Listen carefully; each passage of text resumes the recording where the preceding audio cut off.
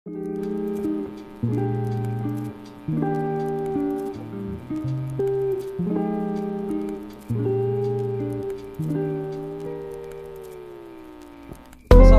warahmatullahi wabarakatuh. Kembali lagi di podcast Aceh Dokumentari di suasana Ramadan kali ini, dan pastinya kita masih ada di tengah-tengah masa-masa pandemik virus COVID-19 alias virus corona, dan pastinya tidak menyurutkan semangat teman-teman di Aceh Dokumentari untuk selalu bikin konten, bikin podcast. Ya, mudah-mudahan nanti isi obrolan-obrolan podcast kita bisa selalu menginspirasi dan syukur-syukur bisa mengubah perspektif kawan-kawan semuanya. Oke, di sesi kali ini kita sudah kedatangan seorang teman diskusi yang luar biasa menginspirasi, luar biasa gantengnya, ya kan. Saya cowok aja bilang abang yang satu ini ganteng, ya kan. Jadi beliau sudah mau meluangkan waktu di tengah-tengah ya masa-masa sulit ini. Kita bersyukur sekali dan langsung saya sapa saja. Assalamualaikum Bang Reja Falevi. Waalaikumsalam Bang Jamal. Alhamdulillah, apa kabar? Alhamdulillah sehat. Sehat apa kabar ya? juga? Alhamdulillah. Ini di tengah masa-masa seperti ini aktivitas banyak yang terkendala nggak nih? Pastinya. Pasti Karena ya? memang udah berubah banget. Kali ini memang nggak kondusif banget dan Nggak kondusif. Karena gara-gara COVID-19 atau gara-gara yang lain? yang pertama pastinya gara-gara COVID-19. Gara-gara Terus COVID-19. kita ya lagi COVID-19. tapi lagi momen Ramadan juga jadi Ramadan. ya, Oke. gitulah. Jadi kawan-kawan, kenapa kali ini ada Bang Reja di sini yang akan jadi teman diskusi kita di podcast kali ini? Karena kita spesial di sesi ini kita akan bahas tentang bisnis makan minum di tengah corona. Nah, ini kalau dibaca jangan sampai dibaca cuma tulisan putihnya aja, makan minum corona terjadinya, ya kan. Jadi spesial kenapa kemudian Bang Reja yang akan jadi teman diskusi saya di sesi kali ini, karena beliau adalah salah seorang entrepreneur muda dan sekarang ini sangat dikenal sebagai ownernya Taksim Cafe and Resto. Nah, kalau yang nonton podcast atau yang dengar podcast di sesi ini sering main atau malah mungkin jadi tempat ngopi favorit di Taksim, tapi nggak pernah ngobrol, nggak pernah tahu bagaimana latar belakang seorang ownernya ini. Nah, ini sesi podcast kali ini wajib untuk didengarkan. Mudah-mudahan menginspirasi. Oke, Amin. kita langsung masuk ke pembahasan terkait isu kita. Bukan isu kita nih, tema kita di sesi kali ini, bisnis makan minum di tengah corona. Sebelum bicara lebih banyak sebenarnya tentang makan dan minum ataupun bisnisnya Bang Reja, saya pengen ngulik sedikit tentang Bang Reja Falevi ini, latar belakang beliau ya, karena kita kenal sebenarnya bukan cuman di meja podcast ini. Sebenarnya beberapa aktivitas kita juga sering kolaps dengan Bang Reja. Malah aktivitas produksinya Aceh Dokumentari ya. Tapi masih ingat pertama kali jumpa? Pertama kali jumpa kita ketemu di rooftopnya FPS ya. FPS. Luar biasa, itu pertemuan yang bukan romantis tapi karena itu pertemuan yang strategis sebenarnya, strategis karena itu sesi sharing-sharing yang apa ya, itu lagi seru-serunya Lagi seru-serunya itu. Kita sekali, ngobrol tentang film dan Reja sama sekali belum pernah ketemu sama penggiat film di Aceh. Belum pernah ketemu. Belum itu pernah ketemu. Pertama kali ketemu malam itu. Bisa dibilang pertama kali ketemu cuma sama Bang Anggi Kurniawan. Betul. Memang, Setelah itu baru ketemu sama Bang Jamal. Memang Anggi Kurniawan itu ini ya, pencari bakat ya kayaknya. Mencari bakat ya. Dia bisa aja nemu orang-orang yang berkompetensi ya, yang punya kompetensi di bidang-bidang kreatif. Oke, jadi selain itu akhirnya kemudian saya berinteraksi ya, akhirnya banyak tahu juga sedikit-sedikit, tapi sedikit ini belum banyak ya kan, belum banyak. Dan kalau kita lihat Instagramnya Bang Reja itu kan kadang-kadang ada bahasa-bahasa Turki yang lewat gitu ya kan, bahasa-bahasa Turki yang lewat gitu. Malah mungkin ada beberapa kawan-kawan yang sering main ke Taksim, terus nikmatin makanan-makanan di Taksim, nikmatin minuman di Taksim. Ini kok bau-bau Turki gitu ya? Ya karena memang ternyata abang kita yang satu ini pernah punya pengalaman studi di Turki ya. Boleh dicerita sedikit? Gimana sih kok bisa punya kesempatan studi di Turki kemudian Mbak Reja?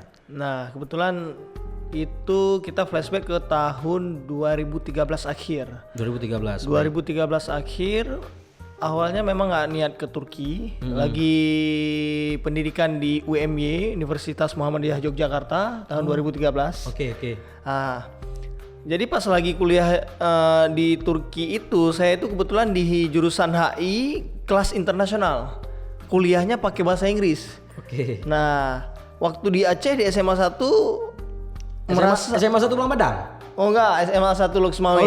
Nah, SMA 1 Luxmawe. Oke, sedih. Jadi waktu di SMA 1 merasa kayaknya saya ini paling pinter di kelas kayak bahasa Inggrisnya. Sombong gitu kan? Sombong amat. Sombong. Nah, sombong banget. Nah, Oke. sampai di Jogja, pas masuk kelas itu, kok saya yang paling bodoh bahasa Inggrisnya ya? Ini Serius? makanya kan. Paling bodoh. Sampai sana rupanya keluar dari tempurung banyak kata juga. Nah, benar banget tuh. Benar banget analoginya. Ya.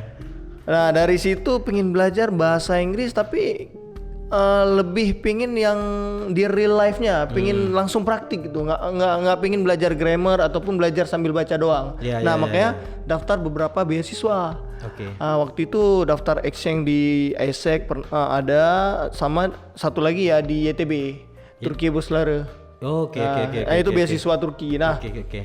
singkat cerita, waktu itu pas ujian semester, lagi ujian semester. Semester berapa? Semester 2. Oh, berarti masih baru-baru kali kuliah. Baru-baru kan? kali, baru 1 tahun kan, belum 1 tahun. Oke. Nah, ujian semester 2 pas lagi ujian itu saya udah daftarkan esai dan berkasnya ke beasiswa Turki ini. Kebetulan pengumumannya pas lagi ujian semester itu. Jadi pas pengumuman lulus ke tahap kedua. Belum. Oke. Tahap interview. Nah, lulus di tahap interview. Interviewnya itu di Aceh. Bayangin Bang, lagi ujian semester di Jogja. Daftarnya di Jogja. Enggak, daftarnya online. Oke. Melalui provinsi Aceh. Oh, oke. Yang kasih beasiswanya tetap dari pemerintah Turki. Nah, saya harus pulang. Dalam waktu 2 hari kemudian akan diinterview. Bayangin. Interviewnya online nggak? Langsung di Aceh. Langsung di Aceh. Okay. Nah, bayangin lagi ujian semester tapi harus pulang ke Aceh. Harga tiket gimana dong kalau 2 hari kemudian? Tahun 2013. 2013 waktu itu harga tiket PP-nya 3 juta. Lumayan mahal kayaknya. 3 juta tahun 2000. Ya mahal lah. Mahal kan? Mahal lah itu udah. Pas lihat kantong, wah. Ini Hanapeng. Entah berapa ratus ribu yang tinggal cuma telepon mama waktu itu. Nggak yakin kali kita tengok sekarang sama dulu nggak ada uang. Nah, parah itu. Telepon mama, tanya sama mama. Mak, ini abang lulus beasiswa ke Turki tahap pertama tapi ada interview di tahap kedua cuma di Aceh. Itu harus pulang 1 hari. Udah cek tiket tadi 3 juta. Gimana menurut mama? Abang lanjut atau enggak? Nah, itu di tengah-tengah ujian. Di tengah-tengah ujian. Terus harus balik segera, uang nggak ada. Apa kata orang tua? Orang tua setelah ditanya itu, mama bilang ngobrol sama ayah dulu. Setelah itu nggak lama kemudian mama langsung nelpon. Ayah sudah mengizinin, jadi Reza langsung beli tiket waktu itu. Langsung beli tiket, minta izin 2 hari untuk tidak ikut ujian, untuk remedial satunya lagi ya ikut ujian ulang gitu. Oke, itu dibolehin sama kampus ya? Dibolehin. Malah dikasih surat rekom lagi sama dekannya. Nah, waktu itu. Bentar, waktu itu ngikut tes ke Turki, jurusannya apa ambilnya? Sebenarnya ambil jurusannya pinginnya HI. Tapi ini memang kuasa Allah nih semuanya. Daftar ke sana itu salah daftar. Daftar sana untuk exchange 1 tahun, program bahasa Turki.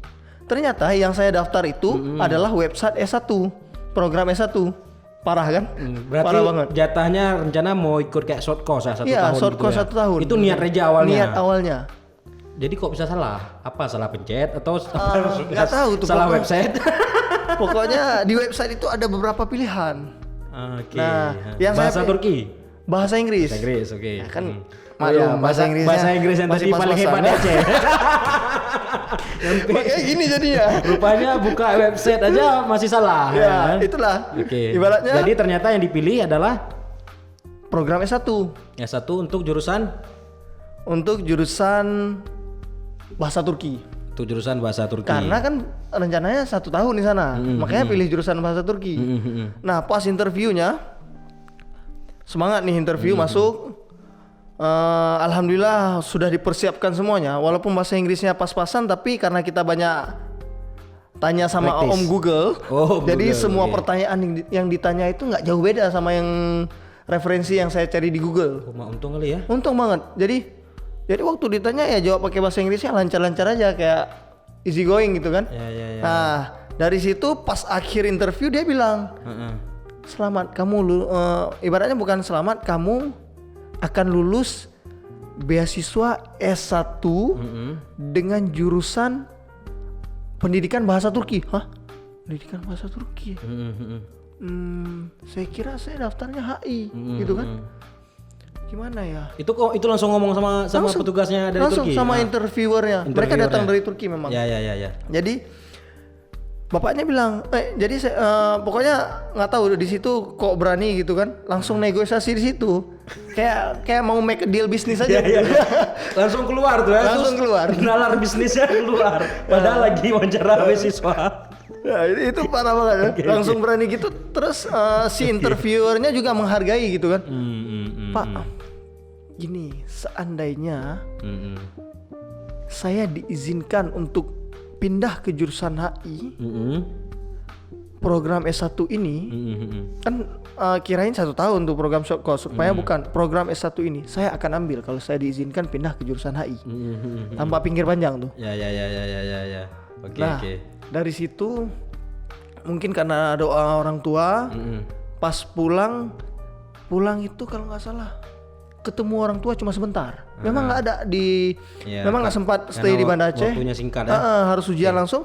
Ketemu sama orang tua, ngobrol bentar, salaman, izin, langsung berangkat lagi ke Jogja. Balik ke Jogja. Pas berangkat Jogja itu momennya pas banget. Ketemu sama interviewernya. Di mana bandara? Di bandara. Bayangin, itu memang lagi alam film. Lagi alam film. Lagi alam film. Mungkin doa orang tua mungkin ya. Nah, ketemu di lanjut diskusi, lanjut deal-dealan. Lanjut deal-dealan dong. Wah, itu apa namanya? Lobby dong. Oke. Nah, ini close deal nggak nih? Ini harus close deal nih sekali lagi nih. Ibaratnya kalau apa namanya? First opportunity belum dapat nih, gue dapat second opportunity. Second opportunity harus bisa dapat. Harus dapat nih, harus closing. Oke. Nah, dia ngobrol. Pokoknya kalau nggak salah dia minta ID saya, ID pendaftarannya. Nah, mungkin dia bisa jadi lupa gitu ya, makanya dia minta. Takutnya berarti lupa. ada beberapa orang yang diinterview di Aceh waktu itu yang lolos. Oh banyak malah ya. Ada berapa tuh yang saya ingat, Reja? Kalau berapanya kurang ingat, tapi yang saya ingat waktu itu yang lulus itu nggak lebih dari 20 orang. Lebih dari 20 orang. Nggak lebih, pokoknya kurang lebih 10 ke atas, 10 orang ke atas. Waktu tahun saya waktu itu. Oke. Seingat saya Ya. Karena memang nggak sempat lirik kiri kanan tuh, memang harus fokus ke target gitu kan. Nggak pikir kiri kanan. Nggak pikir kiri kanan. Akhirnya kemudian bapak itu luluh hatinya atau apa? Nggak tahu itu luluh hatinya atau gimana, tapi ya alhamdulillah mungkin saya sempat lihat ke poin-poin itu. Ini curang, ini gila juga nih. Nyontek. Poin saya alhamdulillah ya lumayan bagus. Alhamdulillah tinggi ya. Artinya aman ya, secara poin. Aman. Oke. Makanya lulus. Oke. Alhamdulillah. Berarti kemudian bapak apa si interviewer itu mengizinkan untuk pindah ke jurusan HI? Dia nggak bilang. Dia nggak jawab apa-apa. Saya pun nggak kenal siapa orangnya. 1 bulan kemudian dapat email. Kurang lebih 1 bulan kemudian dapat email saya lulus. Wawancara di Aceh itu adalah tahap terakhir ya, tahap terakhir penentuan. Ya, Ya, tahap setelah terakhir itu interview. kemudian pihak Turki, universitas di Turki itu mengirim email memberitahu kalian lulus atau enggak. Ya. Itu keputusan terakhir via email. Ya. Kemudian 1 bulan kemudian Reja terima email lulus di jurusan HI. Luar biasa. HI. Orang tua. Doa orang tua. Doa orang tua. Itu nggak ada yang Itu lain. saya Itu karena dibalik memang itu kalau kita logika kan nggak ada logikanya tuh.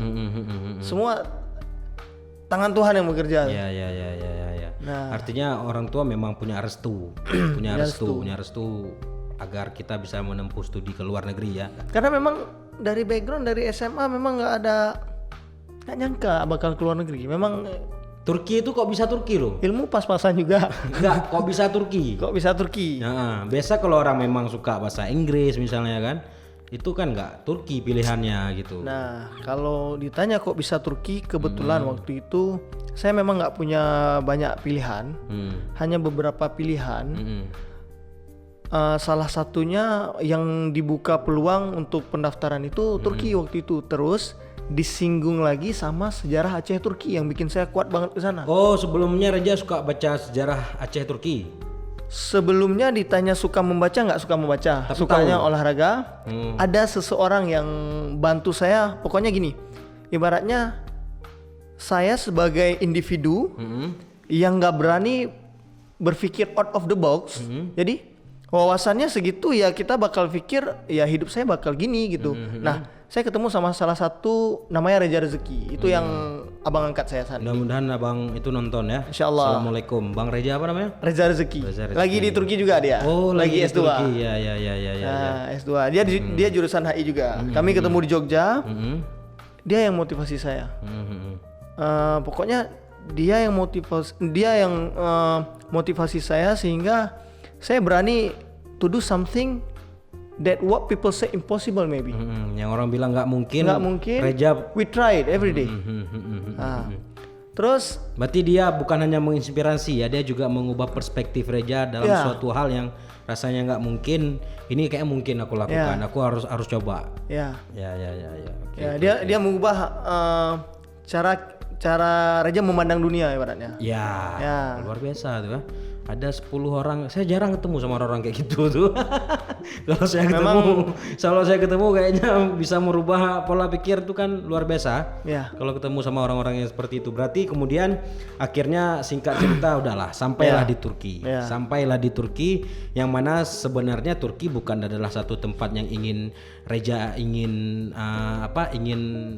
studi sebelumnya di sana ya. Memang dari nggak direncanakan banget. Ya. Itu rencana yang ada di tengah-tengah studi Reja lagi di Jogja malah. Ya, tapi sedikit cerita unik itu kenapa? Karena ada satu kejadian yang bikin saya kerja keras untuk itu sebenarnya. Itu kejadiannya di mana waktu itu kita nggak ngerti bahasa Inggris. Gimana caranya harus jawab soal-soal ujian di UMY. Itu UMY, di UMY saya itu sering minta catatan orang. Sampai dia bosan. Bosan saya mintain catatan. Pada suatu hari pas mau ujian itu saya minta catatan. Bro, dia lihat saya kayak langsung lari gitu. Bayangin, sedih nggak? Itu salah satu alasan saya kerja keras. Bravo. Artinya bravo tapi rajin minta catatan. Oke. Dari momen itulah berubah pola pikir juga tuh. Setelah mendapati adegan orang yang kabur ketika diminta catatan. Oke. Itu berkesan bagi Reja. Bagi Reja itu berkesan. Oke. Ya, itu malah bukan kata-kata, itu yang kita rasakan langsung malah kan, pasti sangat berbekas. Ya, akhirnya singkat cerita sampai di Turki. Nah, ini kita bicara bab Turki sedikit nih kan. Sampai di Turki ada pernah punya perasaan menyesal? Enggak. Jadi apa yang kemudian terfikirkan oleh Reja sampai di Turki? Ini aku seorang anak dari Aceh ya kan, yang ya punya cerita untuk pergi ke Turki aja sudah sedrama itu kan. Ada adegan mulai dari tes sampai adegan di bandara ya kan, ketemu sama interviewer kan, macam film-film ya kan. Sampai di sana apa kemudian yang Reja pikirkan? Yang Reja pikirkan yang pertama syukur, sangat bersyukur. Karena kenapa? Pada awalnya ya Reja merasa saya bukan orang yang cocok mungkin untuk lulus ke Turki. Ibaratnya gini, kita membatasi diri kita sendiri pada awalnya. Nah, tiba-tiba bayangin kalau orang yang pola pikir dan cara berpikirnya di dalam box tiba-tiba keluar dari box itu sendiri, jadi lihat dunia luar. Yang Reja pikirkan, oh dunia nggak seperti yang saya bayangkan sebelumnya loh. Orang-orang di Turki, they work very hard for their dream. They believe, they do what they believe.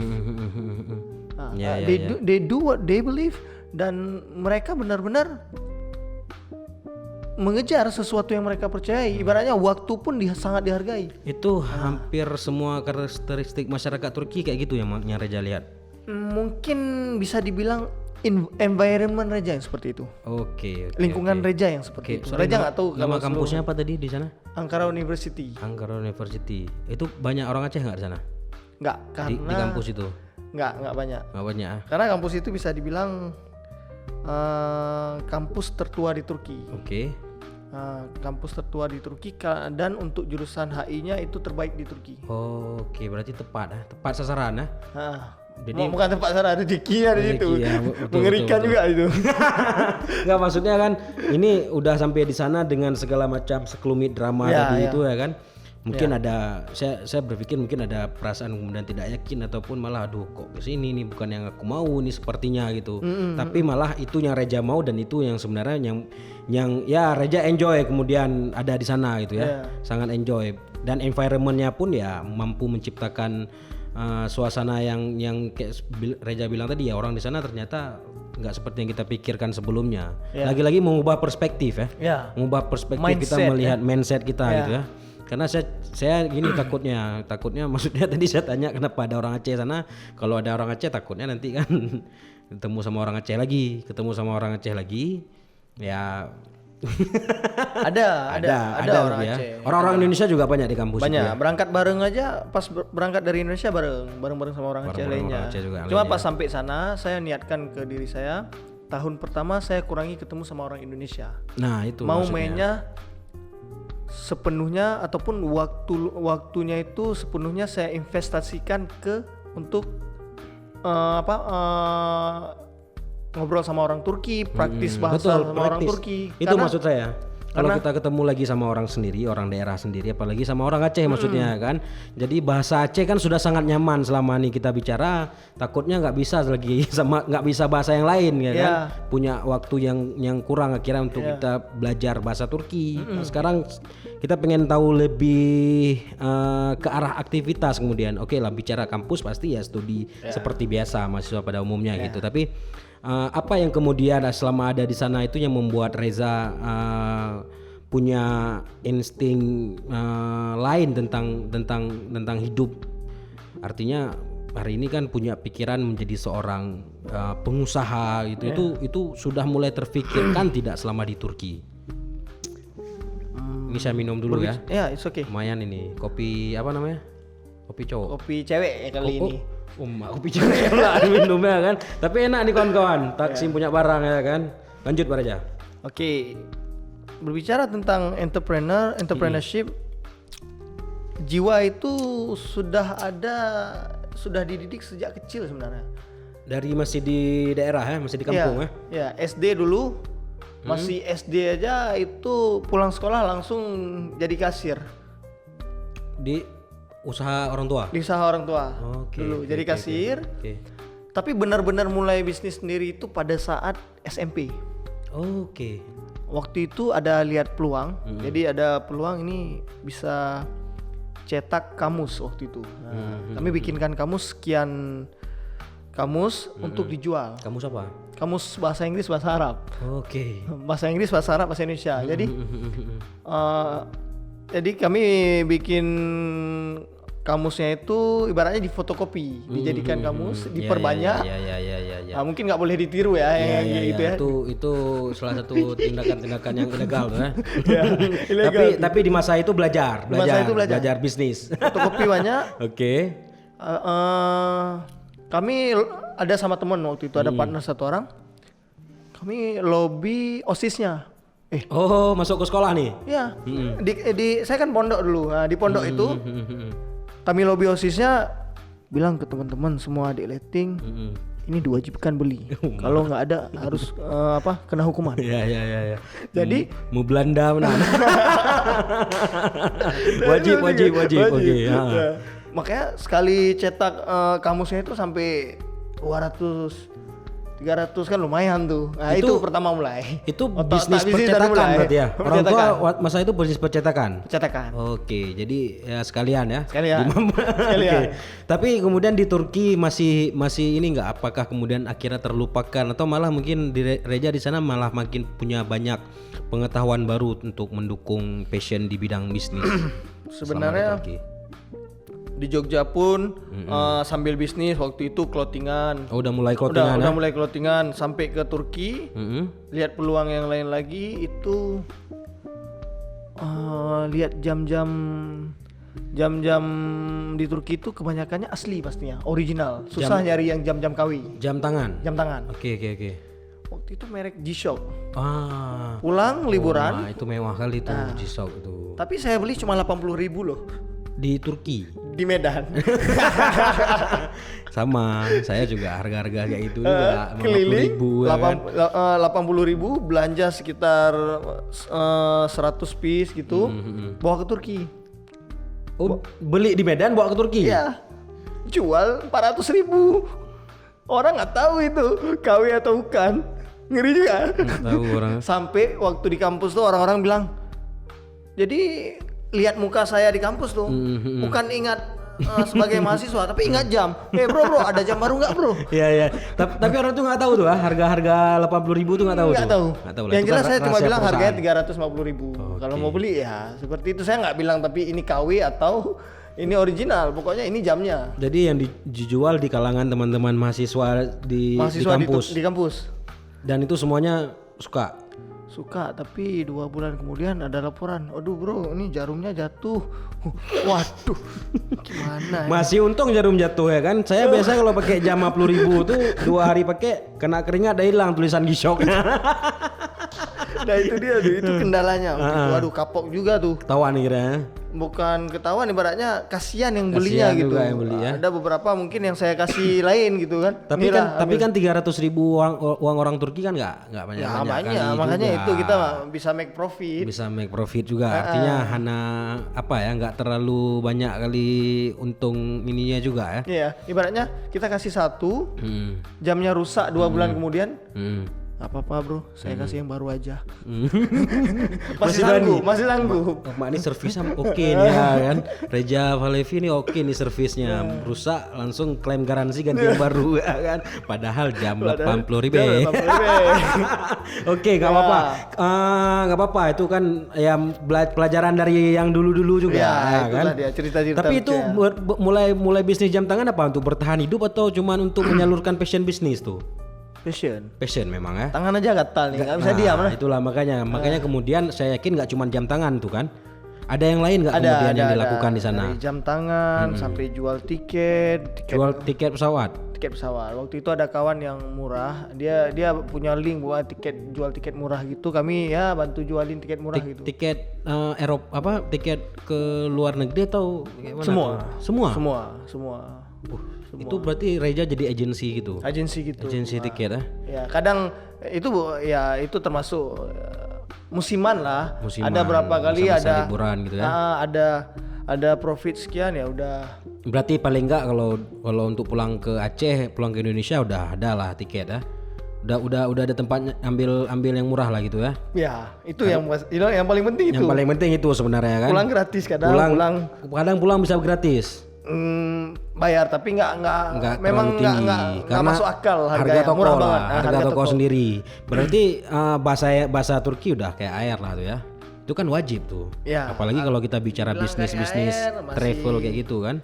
Ya, dibilang kayak air masih belajar juga. Tapi orang udah tahu lah. Artinya nggak sampai orang mau pesan tiket mau pergi Turki ke Arab nggak sampai kebalik pesan kan. Ya kan itu aja yang sampai kayak kembali tekan website tadi mau ikut daftar beasiswa ya kan. Itu kan bahasa Inggrisnya. Udah nggak kejadian kayak gitu lagi. Oke. Selain di bisnis pesawat ada lagi? Pernah dicoba di sana? Itu semua dilakukan sambil kuliah. Sambil kuliah. Waktu itu setelah itu jadi bisnis kopi. Ekspor kopi, cuma lebih B2C, business to customers. Jadi ikut pameran di Turki, ikut itu jualin, jadi langsung ke customersnya. Nah, dari bisnis kopi itu waktu lanjut ke Terakhir apa ya? Iya, startup. Baru masuk ke dunia startup. Itu udah sering bolak-balik Jakarta. Itu udah selesai kuliah atau belum? Belum. Tapi Sambil kuliah itu. Udah mau masuk semester akhir. Enggak, belum. Belum juga. Belum. Nah, jadi itu tahun-tahun kedua tuh. Berarti ini udah makin gencar passionnya di sana ya. Ya, Makin strong banyak, banget passionnya makin di banyak saluran ternyata sampai di Turki ya. Waktu itu momennya di tahun 2017 tuh. Jadi waktu itu Reja kebetulan di Ketua Ikatan Masyarakat Aceh Turki juga. Oke, ya. Jadi momennya ada gitu. Sambil organisasi sebenarnya yang membuat Reja melangkah lebih jauh dalam bisnis ini salah satunya adalah Ikamat ini, Ikatan Masyarakat Aceh Turki ini. Artinya di situ banyak jejaring ya. Banyak jejaring kemudian yang buat Reja makin jejaring. Tapi ada yang lebih penting dari jejaring bagi Reja pribadi. Itu adalah people management. Oke, maksudnya gimana tuh? People management artinya cara mengelola manusia, artinya cara memanage manusia. Artinya gini, itu yang dipupuk leadershipnya Reja. Jadi itu kan organisasi. Reja ketua waktu itu. Itu kan organisasi. Ada sekitar 200 orang kurang lebih di situ anggotanya. Jadi banyak permasalahan, banyak target, banyak goals yang harus kita capai. Betul. Dari situ saya berani berpikir besar dalam bisnis. Oke. Bisnis juga tentang organisasi ketika sebuah bisnis itu sudah besar. Berarti pelajaran besarnya sebenarnya bicara tentang leadership dan people management yang Reja maksud tadi itu ya selama jadi ketua di Ikamat tadi itu ya. Itu yang memupuk Reja berani berbicara di depan, berani. Betul. Berani apa namanya? Negotiationnya, skill negotiationnya udah strong. Kelebihan kita aktif di organisasi apapun organisasi sebenarnya adalah mental ya, mentality kita baik itu public speaking, kemudian ya jejaring hal yang bonus kemudian bisa kita dapat ketika kita sudah berkumpul kan, membuka peluang kita kenal dengan orang di luar yang lebih mudah gitu kan. Berarti yang paling Reja rasakan sebenarnya bicara people management ya. People management dan kemudian itu sangat sinkron dengan rencana-rencana bisnis yang kemudian Reja bangun seterusnya. Benar. Gitu ya. Berarti di Ikamat berapa kali itu jadi ketua? Sekali. Cuma satu periode aja. Setelah itu tuh haput ya. Langsung jadi penasehat, pengarah ya. Kalau di organisasi nggak dicalonin lagi? Nggak dicalonin lagi. Karena kan udah cukup. Udah cukup. Ilmunya harus bisnis dong. Pikir ketagihan di situ kan. Tapi udah mulai bolak-balik Jakarta Turki ya? Iya, waktu itu di sana juga ada apa? Reja juga aktif di organisasi pengusaha Turki. Waktu itu satu-satunya belum pengusaha ramai. Turki maksudnya orang-orang Turki juga? Orang Turki semua. Bahkan ada ayah angkat yang anggota itu. Jadi disitulah belajar banyak tuh. Kalau di Indonesia itu berarti kayak HIPMI ya? Kadin tapi versi independen. Kadin kan nggak independen ya. Biasa kesempatan berarti di sana ya? Banyak banget kesempatan.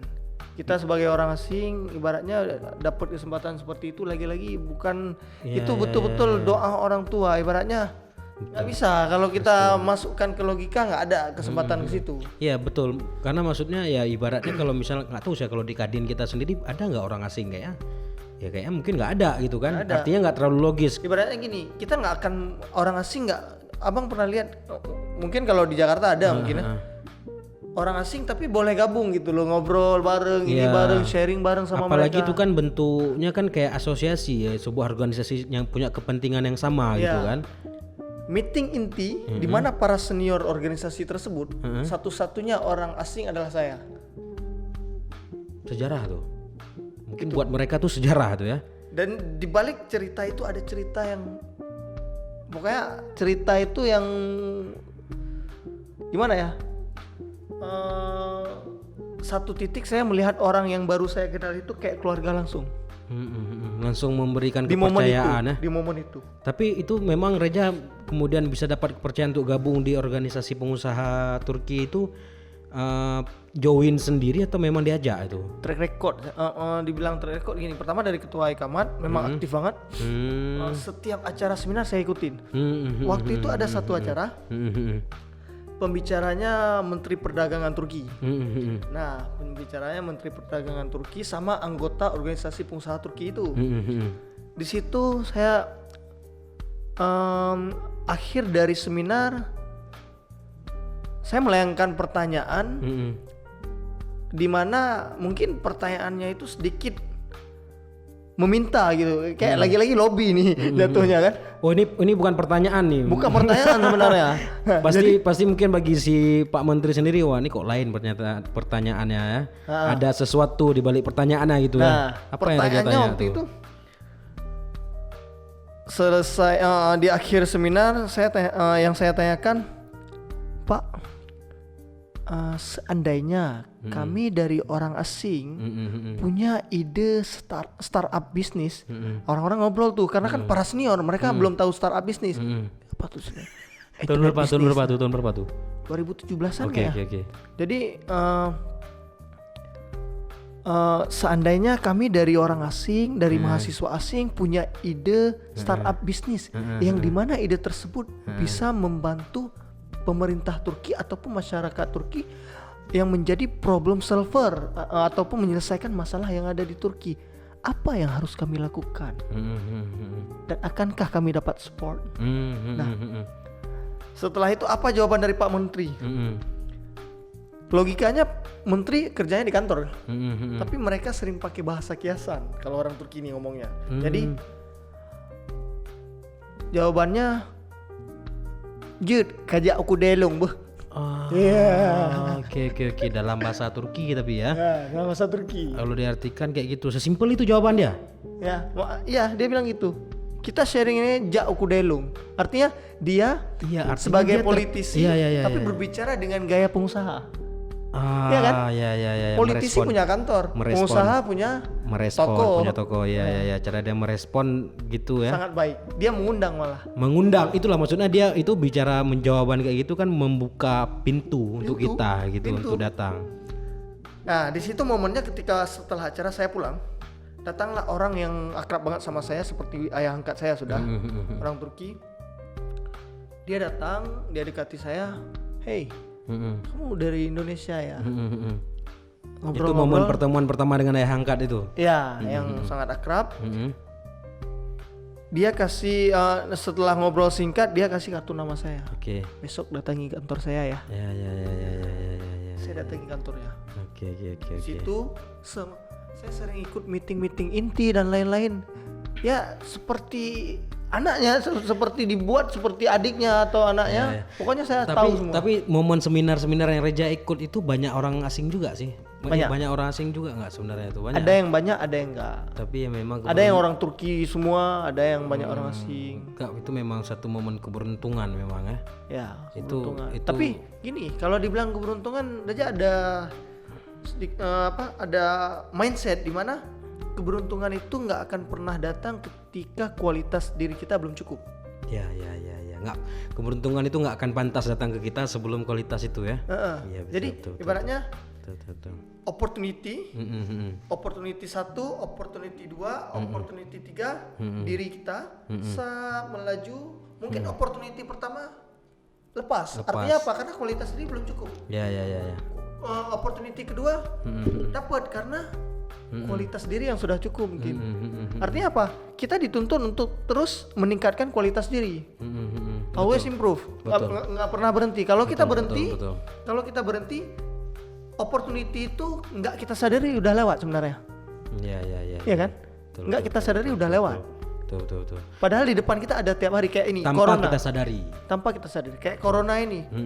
Kalau kita melihat ini sebagai masalah, it always be a problem. But if we see as an opportunity, it will be an opportunity for us. Tergantung memang sudut pandang kita mau lihat ini terus-terusan sebagai permasalahan atau kita mau melihat ini dari sudut pandang yang lain ternyata ada peluang yang bisa kita manfaatkan. Oke, kita akan lebih masuk lagi pembicaraan tentang terkait bisnis yang kemudian tetap dilakukan oleh Bang Reja di tengah-tengah corona. Tapi sebelumnya sedikit dulu nih, ada hal lain kalau bicara masalah itu tadi cerita-cerita yang Reja di Turki kemudian dapat opportunity seperti itu luar biasa. Aku pikir siapapun orang, nggak mesti kemudian teman-teman mahasiswa yang hari ini ada di Turki ataupun mungkin yang mendengarkan podcast ini atau juga menyaksikan channel podcast kita dimanapun teman-teman ya, selama kayak Reja bilang tadi, aku sangat itu jadi note sekarang bagi aku itu ya, keberuntungan tuh nggak akan datang sebelum kualitas kita itu. Jadi ya mental juga tadi ya kan, berani bertanya gitu di forum yang dihadiri Menteri Perindustrian Turki gitu kan, luar biasa. Oke, Mbak Reja, terima kasih informasi itu. Aku sekarang pengen masuk ke ini yang nggak akan terbayang sebenarnya. Ketika ini kan Mbak Reja selesai dari Turki, tapi kemudian aku juga dengar dulu sempat bikin startup yang ya aku baru dengar aja, maksudnya banyak jatuh bangun kemudian ya, dan nggak kapok-kapok. Itu apa startup yang dilakukan? Kegiatan startup kayak mana tuh?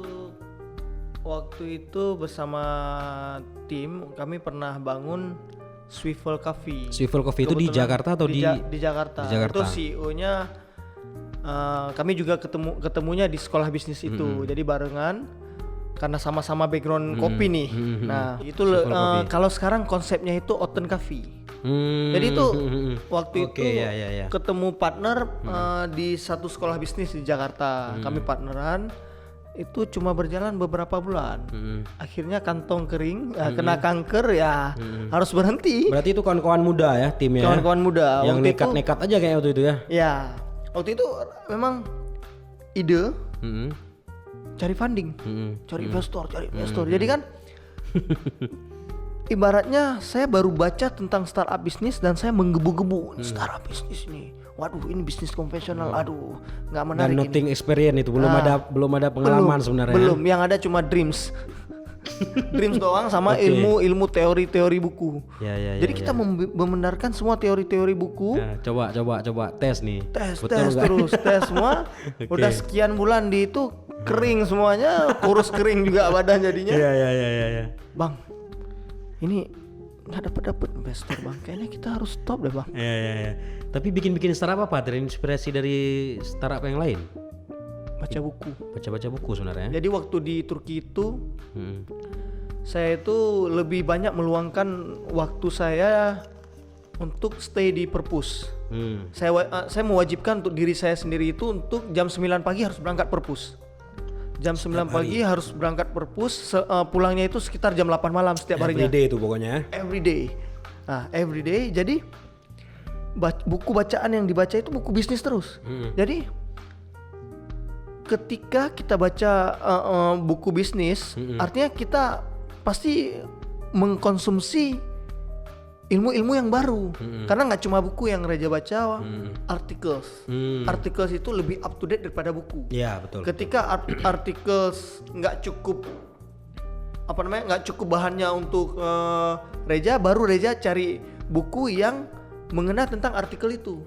Makanya di situ Reja gila-gilaan mikir startup. Tapi nggak tahu sebenarnya startup itu seperti apa, ininya detailnya, makanya gagal deh. Ya akhirnya pulang ke Jakarta bikin Swivel Coffee. Swivel Coffee bareng teman. Tapi kapok aja? Enggak kapok sih. Apa lagi jadi kalau nggak kapok? Nggak kapok. Waktu itu ya sempat kapok. Artinya sempat kapok. Ya sempat banting setir. Oke. Banting setir. Jadi bintang iklan. Jadi talentnya Bang Jamal nih. Enggak mana ada. Itu kan itu setelah jadi pengusaha kembali baru jadi bintang iklan. Kalau bintang iklan kita di sini. Enggak, maksud saya kemudian di Jakarta setelah gagal di bisnis itu terjun ke dunia entertain. Ya. Dunia entertain jadi apa? Bintang iklan awalnya. Jadi bintang iklan? Ya. Itu trauma atau kayak mana tuh kok bisa? Bukan trauma sebenarnya waktu itu. Kantong yang sudah kering. Bertahan. Jiwa survive keluar. Survive keluar nih. Apa yang ada nih? Tapi memang gimana ya? Acting itu emang suka sih, hobi. Ada juga. Ada. Passion SMP acting. dulu juara 1 drama. Nah, juara 1 acting lah, nggak tahu itu pokoknya waktu di pondok. Jadi ada basic ke situ. Iya. Oh dulu pesantren ya? Pesantren ya? Ada ya, pesantren tuh ada teater, biasa ada pentas drama itu udah mulai ikut. Ada dilombakan kan? Juara 1 alhamdulillah. Oke, jadi sudah punya hobi acting dari pesantren. Ya. Terus kemudian apakah memang itu adalah bentuk pelarian, benting setir, atau ada niat lain sebenarnya kemudian udah merasa ganteng mungkin masa itu jadi pede jadi bintang iklan. Tapi itu nasional kan? Itu nasional loh. Saya sempat kepoin, bukan kepoin, bahasa anak sekarang bilang kepoin kan. Sempat lihat-lihat juga tuh ngintip-ngintip di Instagram Reja. Mak ini abang ini artis bintang iklan produk-produk udah ini nih udah branded ya kan. Kayak mana tuh ceritanya Pak Reja? Waktu itu ketika masih kuliah di Turki udah dikontak sama agensi sebenarnya. Masih ingat sinetron Ganteng-Ganteng Serigala tuh. Saya dikontak sama agensi, nggak tahu agensi yang itu mana. fenomenal. Kan ditawarin ke situ. Dia sampai bilang, "Udah, kamu ninggalin aja kuliahmu. Ini kita coba ini gitu. Ini big opportunity. Kamu harus coba gini." Segitunya cara persuasif mereka. Mas, suruh tinggalin mohon maaf. Saya lebih mementingkan pendidikan. Serius pada masa itu. Iya. Oke. Jadi lost kontak sama dia. Cari-cari kontaknya nggak dapat lagi. Kontaknya. Terus buka internet, googling ini itu, dapatlah agensi-agensi di sana, ikutlah. Itu udah stay di Jakarta? Udah stay di Jakarta. Jadi masa bangun bisnis startup tadi Swivel itu sebenarnya udah mulai stay di Jakarta? Udah mulai, baru-baru banget. Oke, jatuh kemudian akhirnya GGS nggak jadi ya? Ganteng-Ganteng Serigala nggak jadi ya? Itu nggak casing Bung. Nggak casting, nah cuman diajak. Diajak aja. Aku nggak kebayang Reja kalau jadi GGS tuh jadi binatang yang mana tuh. Oke, terus jadi di Jakarta sempat di dunia entertain ngapain lagi aja di Jakarta aja? Dunia entertain. Bintang iklan, film, bintang iklan apa? Boleh nggak disebut nih di sini nih? Banyak sih yang. Wis banyak. Sombong amat. Orang mulai sombong lagi nih. Bahaya nih. Pokoknya ada beberapa sih. Ada beberapa ya. Ada Bank BCA, Bank BNI, Daihatsu, Datsun, apa lagi? Itu ada di YouTube nggak tuh iklan-iklan tuh? Ada di beberapa ada di upload di YouTube. Ada di YouTube, beberapa enggak memang. Memang untuk TV komersil lah, TVC ya. Dan film ada sempat main di Jakarta. Film nggak sempat main, cuma sering casting film. Casting sering ya, artinya pengalaman acting kemudian itu tersalurkan juga waktu itu ya. Ya. Karena kan kalau acting pasti di film yang paling eksplorasi paling tinggi. Kalau iklan kan tidak terlalu kan. Iya. Kalau di film pasti eksplorasi untuk acting. Tapi nggak sempat acting apa? Karena sempat casting tapi kemudian nggak terpilih atau Reja kemudian menjawab lagi dengan maaf bang, saya lebih mementingkan pendidikan. Bukan. Nggak sesombong itu Reja. Nggak sesombong itu lagi ya. Nggak sesombong itu lagi. Oke. Jadi ya nggak pernah berhenti casting istilahnya. Emang tiap hari casting dari Kakul yang kayak robot pokoknya casting terus. Itu sebenarnya casting itu untuk mengasah. Waktu itu ada ikut salah satu agensi, dia juga yang coach acting coach. Acting coachnya diajarin. Jadi ngajarinnya lebih ke praktis langsung, kita casting aja langsung casting. Banyak yang nggak lewat. Learning by doing ya. Learning by doing. Waktu itu pernah satu kesempatan keterima, malah di call. Kamu keterima untuk memerankan adegan ini. Peran pembantu utama gitu. Kalau yang kedua peran pembantu utama. Ya. Peran pendukung. Peran pendukung ya. Peran pendukung. Film dengan budget layar lebar. Dengan PH-nya nggak usah disebut ya. Nggak usah disebut. Dengan budget 500 juta untuk 2 bulan. Itu ada sahabatku, dia memang udah artis ya. Dia udah main beberapa sinetron dan juga film. Dia bilang, gila aja lu dapet tawaran gede banget. 500 juta nggak ada pendatang baru yang ditawarin segede itu loh. Tapi ada konsekuensinya, tahu nggak apa bang konsekuensinya? Apa tuh?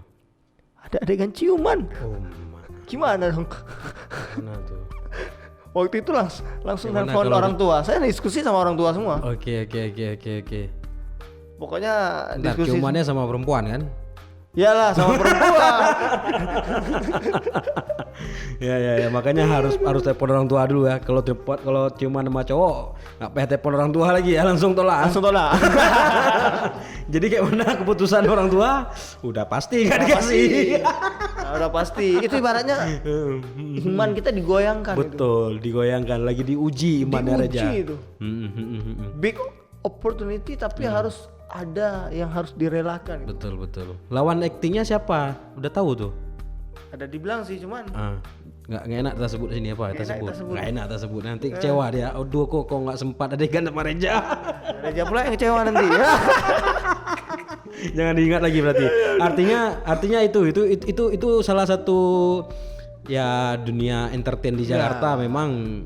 Tapi Reja menurut aku tuh lolos ujian ya. Menolak itu sebenarnya lolos ujian. Itu kan ujian tuh. Ujian. Nah, bagi sisi mata uang yang lain mungkin menilai wah Reja nggak lolos ujian. Kalau mau melewati ujian itu mungkin karirnya hari ini udah kayak Reza Rahardian gitu kan. Tapi Reja menolak itu. Terus ada tawaran-tawaran yang lain menggiurkan seperti itu. Itu sih yang paling besar, yang lain enggak. Yang lain iklan tetap iklan ya. Tapi sebenarnya gini ya, Reja belum jawab tadi. Sebenarnya itu betul-betul pelarian atau karena aku nggak yakin nih orang-orang bisnis kayak gini ini punya pikiran bisnis gini ini kadang-kadang ini bukan pelarian, mungkin ada niat yang lain, kepentingan yang lain yang sedang dibangun kayak gitu. Sebenarnya memandang industri perfilman itu, kita melihat itu adalah industri yang memegang peran penting di marketing. Dia punya peran penting di marketing. Itu ibaratnya batu loncatan yang gila banget menurut Reja. Dulunya, abang bayangin kalau kita udah main sinetron pasti followernya banyak dong. Ya. Jualan apa aja laku dong. Ibaratnya kan gitu. Endorse macam-macam. Kalau Reja sih lebih nggak ke endorse-nya tapi lebih ke brand-brand Palepi mungkin kalau saya jadi personal branding. Nah, lebih mudah. Palepi.com-nya mungkin running dengan mudah. Palepi.com apa lagi tuh? Nah, itu salah satu fashion brand yang saya Fashion bangun. brand. Oke. Ntar ya masuk fashion brand dulu tuh. Yang sudah mati suri. Nggak apa-apa. Kita cerita nanti sedikit. Tapi gimana tujuannya? Niatnya gimana tadi? Personal branding, masuk ke entertain. Tapi itu berhasil kemudian? Bisa dibilang belum berhasil. Belum berhasil. Karena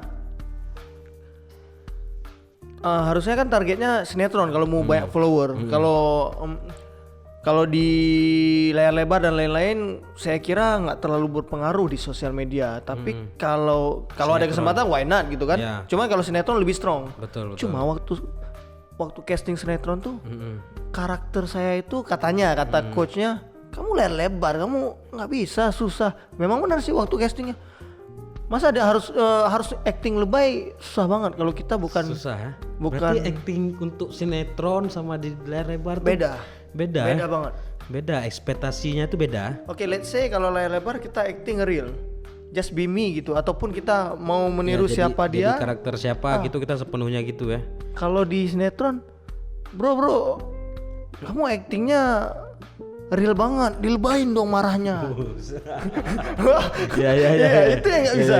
Gitu ya. Makanya, bro, kamu jadi mayat, udah jadi mayat, coba dong lompat-lompat dikit. Itu sinetron tuh ya, udah jadi mayat suruh lompat-lompat mayatnya gitu ya. Tapi betul. Tapi banyak yang nonton. Banyak yang nonton yang lebay-lebay itu. Pasarnya seperti itu. Pasarnya gitu ya. Oke. Berarti akhirnya Reja enggak cocok kemudian di sinetron. Lagi-lagi apa yang kita rencanakan mungkin nggak berjalan sesuai rencana gitu.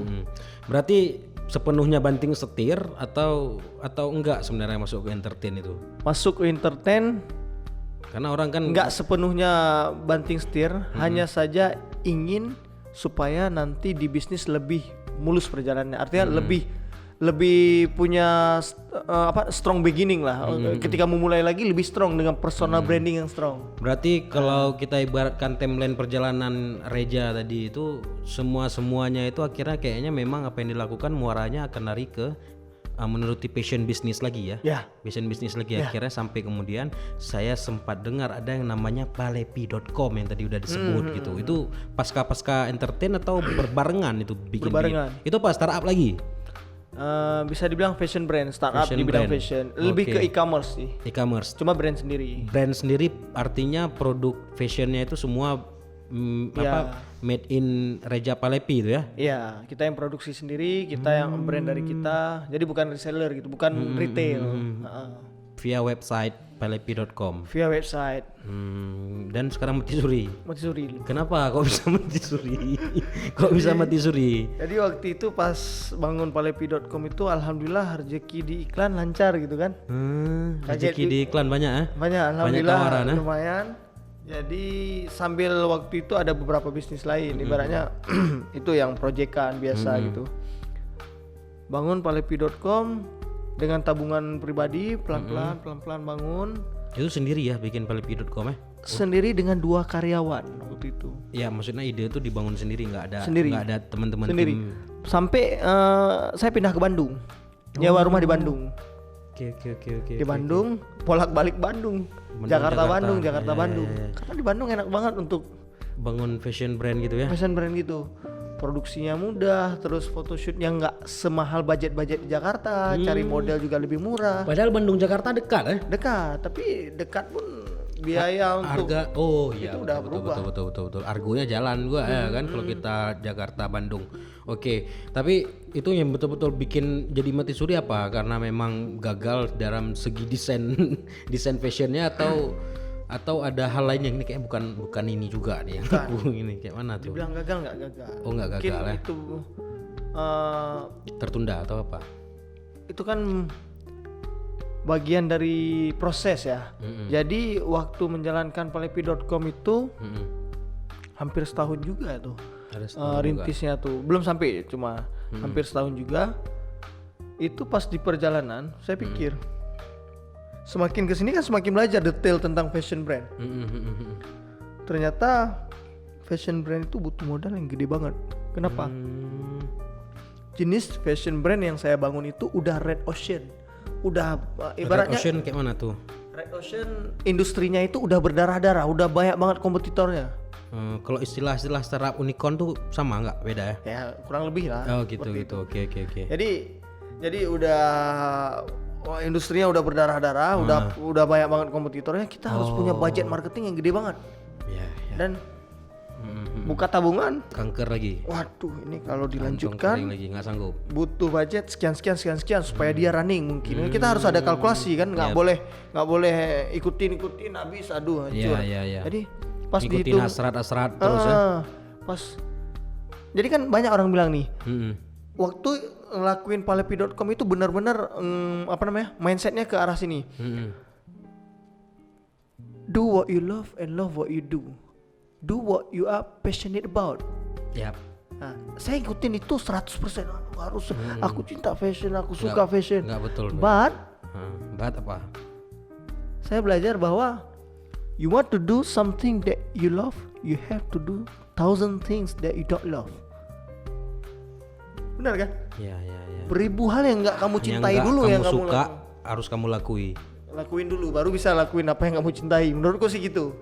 Benar nggak sih? Ya. Bisa. Betul. Artinya ya kalau kita nggak pernah melakukan sesuatu yang nggak pernah kita sukai, ya kita pun nggak tahu bagaimana kita sukai. Ya. Ataupun gini, lebih ke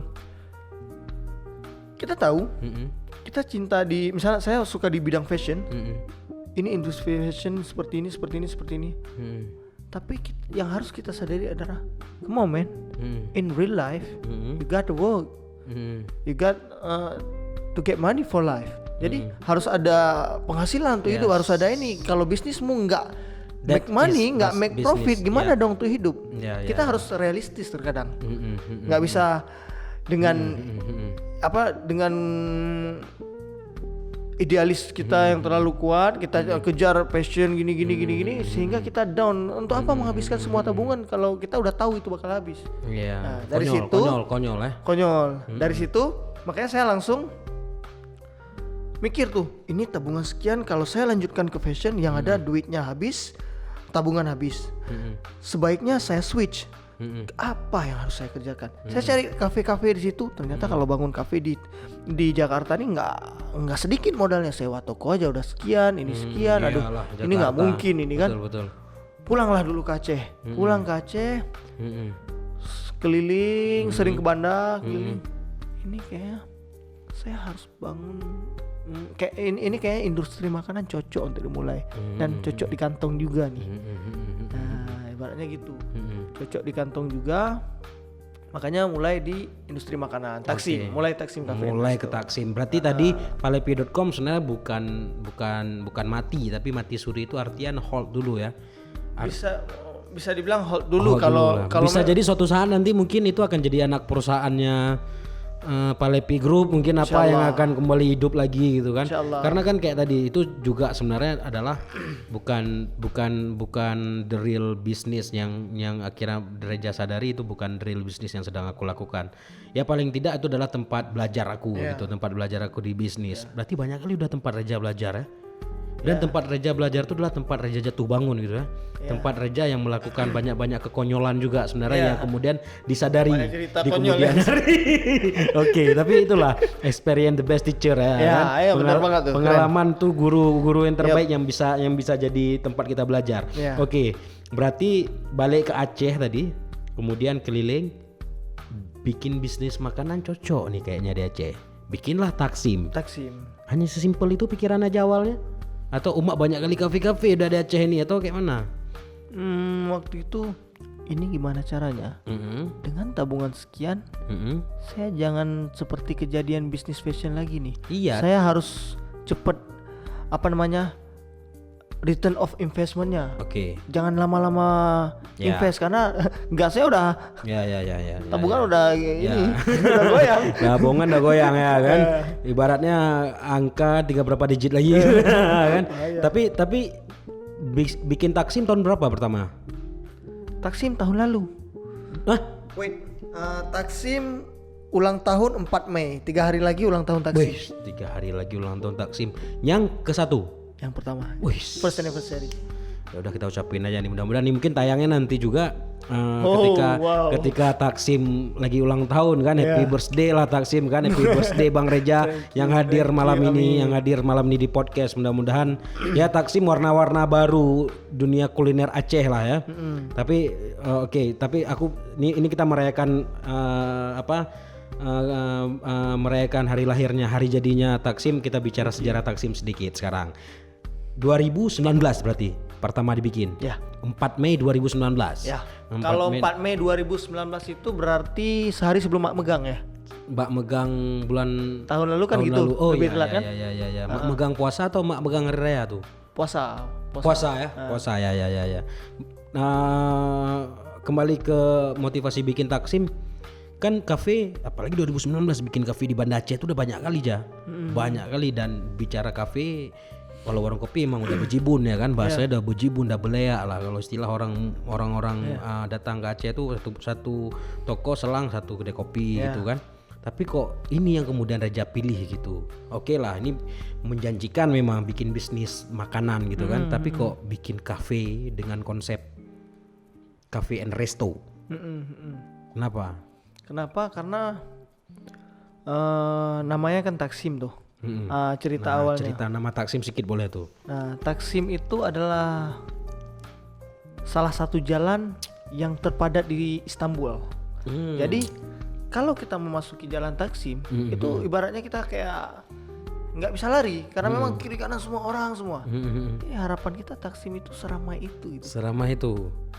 Seramai itu gitu. Amin. Jadi ibaratnya tempat tongkrongan anak-anak muda yang ramai. Tapi ya belakangan ku tengok hampir tuh doanya hampir terkabul tuh. Tengok ya kan. Kemarin kita sempat mau bikin acara aja di Taksim. Aduh, mikir Umak ini Taksim kayak udah sempit sekarang.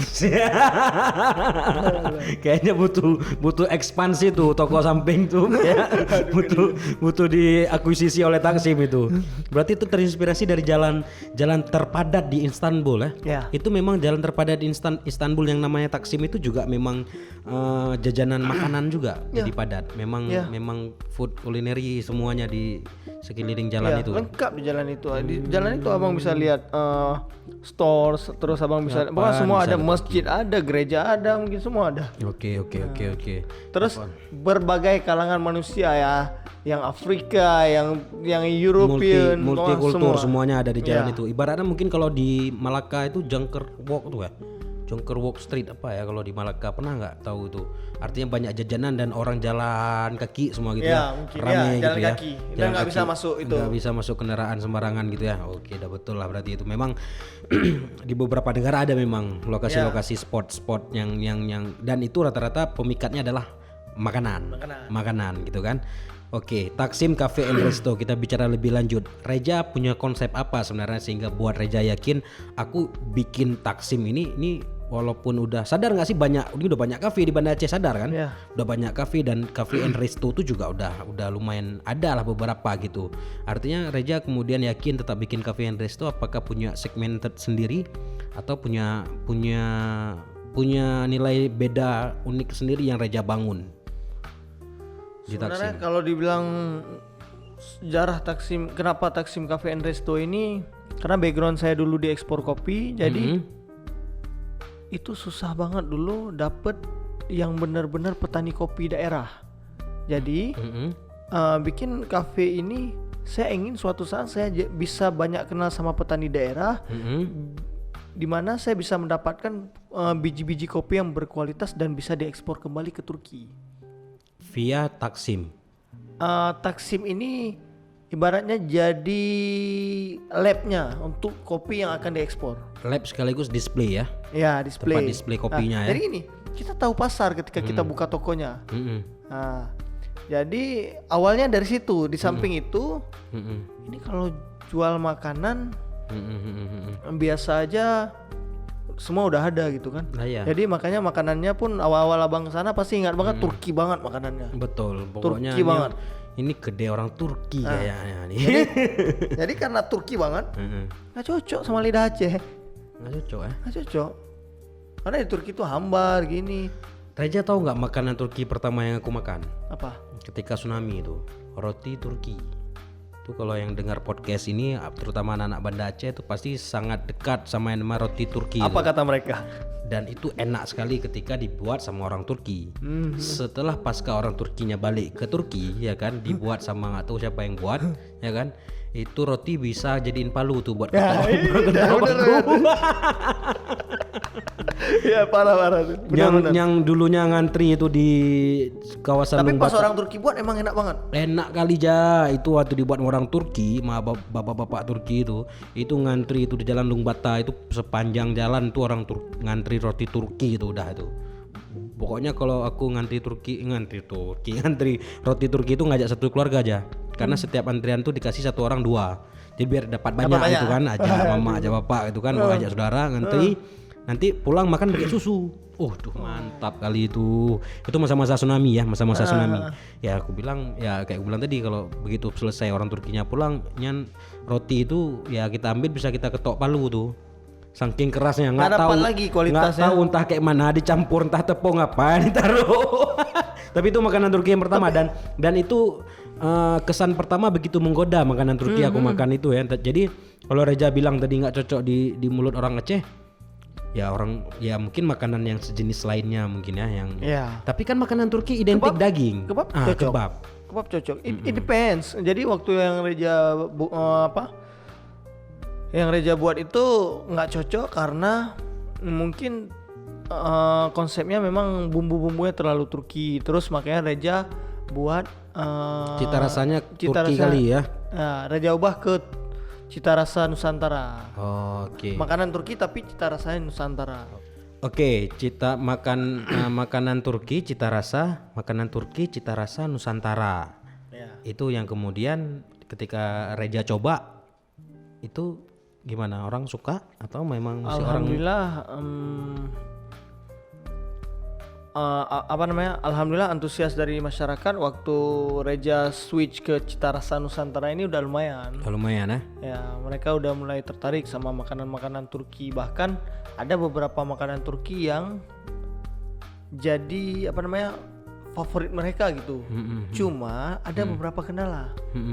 Bahan bakunya nggak ada di sini. Bahan baku, betul. Nah, bahan baku susah memang ya? Susah. Atau memang nggak ada di Aceh tapi mungkin ada di Medan, ada di. Sekarang kita flashback ke cerita lalu deh. Apa rotinya jadi roti paluak? Nah, betul ya, bahan baku ya. Waktu itu bahan baku disuplai dari Turki langsung sepertinya. Berarti yang ditinggalin tuh cuma open aja mungkin waktu Mungkin masak. alatnya doang mungkin ya. Alatnya, bahannya nggak mungkin juga tuh terusan di supply ya. Iya. Tapi apa memang tapi Reja gimana menyiasati itu nggak ada bahan dia. Reja pernah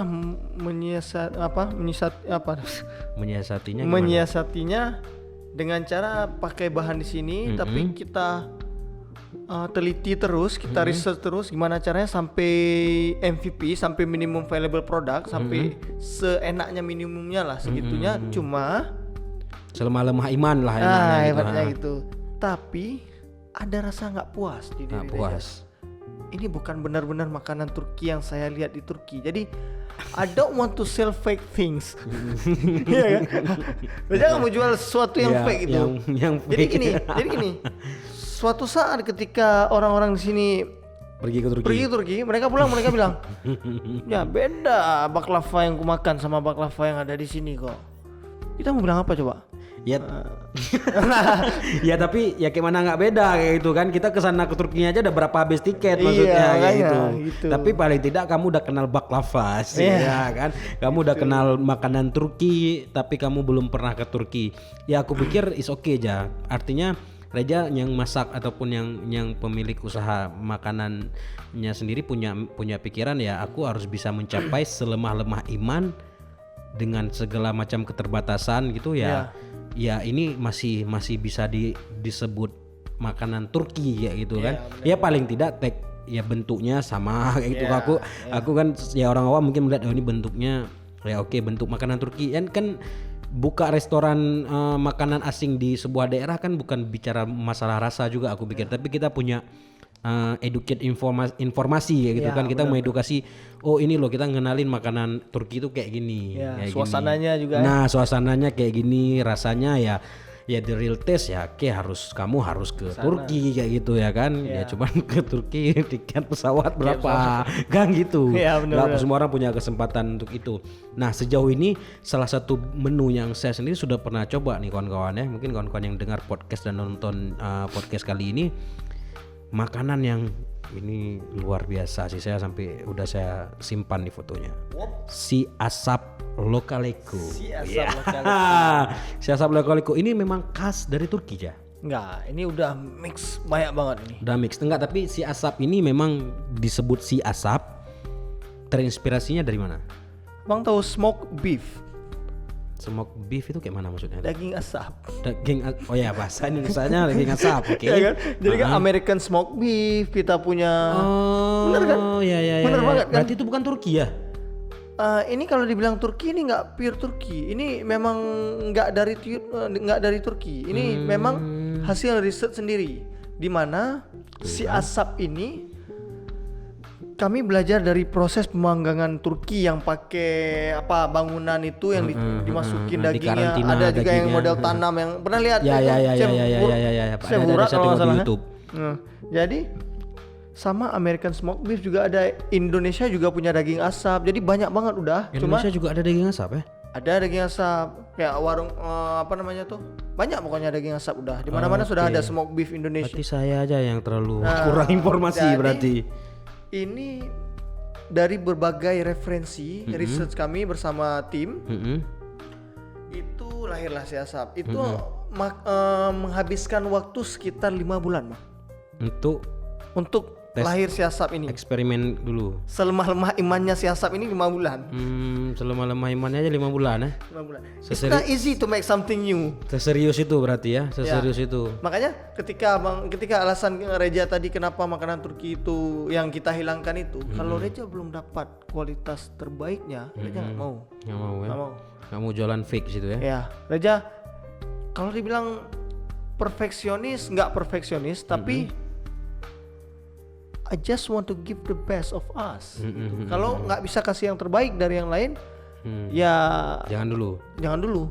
Hold dulu gitu. Nah, cari yang lain yang kamu bisa berikan yang terbaik ya. Cuma ketika pertama kali abang mungkin kalau makan si asap pertama kali di launchingnya dulu, waktu acara launching itu mungkin kan rasanya belum pas banget. Sekarang udah pas banget. Alhamdulillah sekarang udah pas banget. Teksturnya udah lembut banget. Kami udah dapat selahnya, waktu itu masih keras karena berarti belum dapat selahnya. Berarti masih learning by doing juga tuh ya. Walaupun udah masuk ke menu masih betul. Up terus karena kalau Reja tunggu matang, Reja nggak akan pernah. Betul. Jadi sebenarnya ya yang butuh Reja jadikan tempat belajar tuh bukan lidah Reja sendiri, lidah orang lain. Dan itu gimana caranya bisa tahu kita orang lain itu bilang enak atau enggak, dan itu jadi masukan buat kita ya kalau nggak kita coba ini sajikan ke meja para customer yang datang, ya kita nggak tahu kan input dari mereka ya. Jadi ada satu kata tuh, the enemy of success is perfect. Artinya perfeksionis. Musuh dari kesuksesan itu adalah sebuah kesempurnaan gitu. Sebuah kesempurnaan. Gimana tuh maksudnya tuh? Maksudnya if you wait until something to be perfect, it never happen, then you will never start. Ya kan nggak pernah start. Gimana dong? Ya nggak pernah sukses kalau nggak pernah start. Start aja dulu. Makanya waktu itu keras, mau ini mau kurang, launching aja dulu. Tapi kami nggak pernah diam. Artinya minimum viable produknya, produk minimumnya itu udah keluar, udah dirasain. Ketika mereka rasain, ini dagingnya agak keras, ini agak ini catat. Ubah ini sampai cerita di balik si Asap ini, kepala chef kami masuk rumah sakit karena DBD, kecapekan. It's not easy to create something new. Ini jadi lebih berarti sekarang makan sip asap di Taksim ya. Banyak gitu. Setelah mendengar podcast ini, siapa yang makan si asap, bayangin kepala chefnya masuk DBD ya, masuk rumah sakit sampai harus diopname DBD. Itu setotalitas itu dia memikirkan ini. Berarti ini kan dia aja whole team semuanya memikirkan dan tapi asik ya atmosfer yang dibangun kemudian di teman-teman internal Taksim segitunya ya merespon. Ini kan sebuah hal yang baru yang kemudian Reja tawarkan ya kan, pastinya ide yang kemudian ini dieksekusi sama-sama, tapi teman-teman semuanya sama-sama antusias ya. Sampai kepala chefnya masuk rumah sakit kayak gitu ya. Sama-sama semuanya. Jadi kalau Reja lebih ibaratnya Reja karakternya big picture. Ya. Kalau misalnya cerita iPhone, Apple, Steve Jobs big picture-nya, yang bikin ide gini, Wozniak yang ngelakuin detailnya. Jadi si chefku yang ngelakuin detailnya. Reja yang cari ini harus gini. Enggak, ini kurang, harus gini. Gini. Teknisnya yang paham chefnya. Mewujudkan itu. Betul. Paling Reja nanti bantunya ditranslate dari bahasa Turki ke Indo dan lain-lain gitu. Oke. Berarti hari ini kawan-kawan yang nonton ataupun mendengarkan podcast ini udah digaransikan langsung oleh ownernya ini. Si Asap mulai hari ini perfecto bahasa Itali itu ya. Kalau bahasa Turki apa? Perfecto, sempurna, mutis. Kawan-kawan ya. Kok jadi kayak bahasa India jadi apa? Kalau aku ngomong kayak bahasa India. ya itulah kita kan. Aceh kan ada India sedikit ya kan. Mungkin karena banyak kan nonton film India dan bicara India, Irfan Khan baru meninggal juga ya kan. Salah satu aktor favorit juga, betul tuh. Tapi ini udah digaransi langsung nih kawan-kawan ya yang dengar podcast kali ini, kalau datang ke Taksim ini nggak endorse, saya sudah cobain, memang ini betul-betul itu mati waktu masa saya coba tuh belum perfect, belum mentis ya. belum sempurna sebenarnya. Tapi udah enak, jujur saya udah enak. Dan yang paling bikin saya terchallenge untuk nyoba lagi adalah pedasnya sambalnya. Itu banyak kali itu keringat membanjiri gitu. Luar biasa.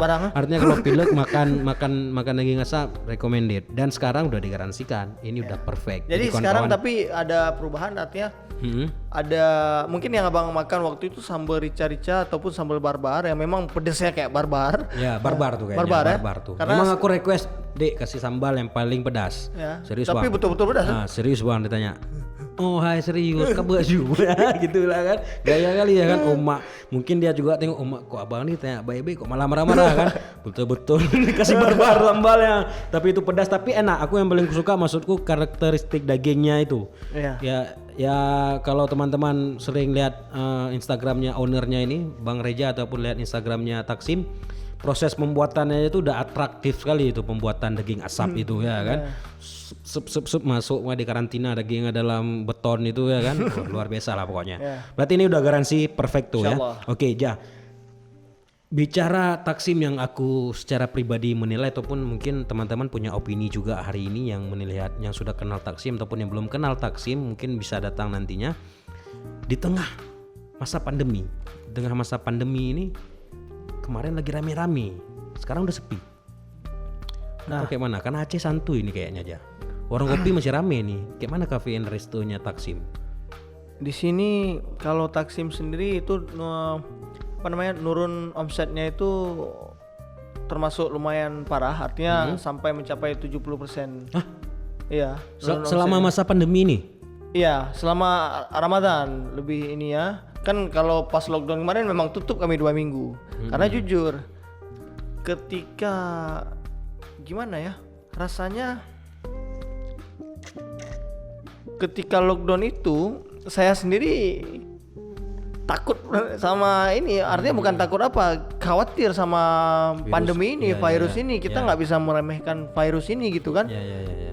Untuk mensupport program pemerintah, program memutuskan rantai virus ini, saya pun mengambil kesimpulan untuk tutup 2 minggu lebih, ya kurang lebih 2 minggu waktu itu tutupnya. Nah dari situ kalau abang pergi di akhir-akhir itu sebenarnya track record Taksim itu lagi naik-naiknya. Betul. Lagi naik-naiknya. Ya kan kemarin kita sempat mau bikin acara malah di sana kan. Yang acaranya nggak jadi karena terlalu ramai. Gara-gara tempat terlalu sempit dan ya ditambah dengan pandemi ini. Ya. Nah terus masuk isu pandemi ini, langsung kerasa tep. Saya cek semuanya, memang semuanya lagi down. Nah, tapi warkop kan rame. Coba kita kaji lagi nih.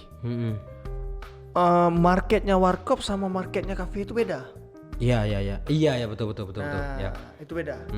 Jadi kalau market kafe kebanyakan boleh dicek kafe di Banda Aceh ini. Kebanyakan ya memang kelas menengah sama menengah ke atas. Nah, jadi kebanyakan orang menengah dan menengah ke atas ini mengkonsumsi berita, mengkonsumsi info-info baru setiap harinya. Jadi terutama tentang coronavirus ini. Nah, membuat mereka aware. Dan mereka merasa tidak nyaman untuk keluar. Jadi yang di warkop ini kita nggak tahu, mungkin lifestyle Aceh ini saya pernah waktu itu bikin research kecil-kecilan. Kenapa tetap berlanjut? Karena orang Aceh ini ibaratnya orang Acehnya haji hitam. Nah, haji hitam. Jadi karena karakter kita yang keras mungkin nggak terlalu berpengaruh di lifestyle-nya warkop dan lain-lain. Cuman yang pemilik kafe ini yang aware sekali mungkin. Artinya aware. Contoh, saya mau buka, bisa saja pada saat itu saya masih buka. Tapi coba abang bayangin ketika kejadiannya. Dan mereka sosok deh. Kejadiannya anggota kita. Ya, ada yang tertular misalnya. Akankah kita bisa tanggung jawab ke keluarganya? It's not easy. Benar-benar nggak mudah untuk menyelesaikan masalah itu. Kalau sempat seperti itu, jadi konsekuensinya gede banget. Makanya waktu itu tutup 2 minggu. Rezeki memang udah diatur oleh Allah gitu. Nah dari situ posisi Taksim saat ini alhamdulillah udah mulai pelan-pelan menanjak pelan-pelan. Tapi tetap saya ibaratnya untuk saya tetap menyarankan untuk di rumah aja, beli online gitu. Siasatnya bisa dipesan online, makanannya bisa dipesan online. Oke, artinya ada ya kalau bahasa pemerintah himbauan lah untuk pelanggan Taksim. Kita menyarankan untuk take away ya. Take away, ya. Tapi buat yang mau makan di tempat pun nggak masalah, mau dine in pun nggak masalah untuk berbuka di tempat karena ibaratnya gimana ya bilangnya, ketika dia mau makan di tempat, kami pun menciptakan suasana dan membersihkan tempatnya itu sebersih mungkin. Bahkan setiap pulang kami sterilisasi. Ada upaya inilah preventif lah dari teman-teman di Taksim sendiri ya. Artinya jangan sampai teman-teman yang kemudian memutuskan untuk nggak bawa pulang ataupun pesan di rumah, makan di tempat juga nggak khawatir, nggak memberi rasa khawatir gitu ya. Jadi memang tingkat sterilisasi dan pembersihannya kita tingkatkan selama pandemi ini. Termasuk dari karyawan kami semua pakai masker, terus pakai sarung tangan ketika memasak dan lainnya. Ini nggak dicek apa tuh? Nah, buat kira-kira yang sakit demam gitu Langsung istirahatkan dulu. Makanya tim Taksim pun sekarang paling ada ya sekitar 6 orang sekarang. Udah hemat ya.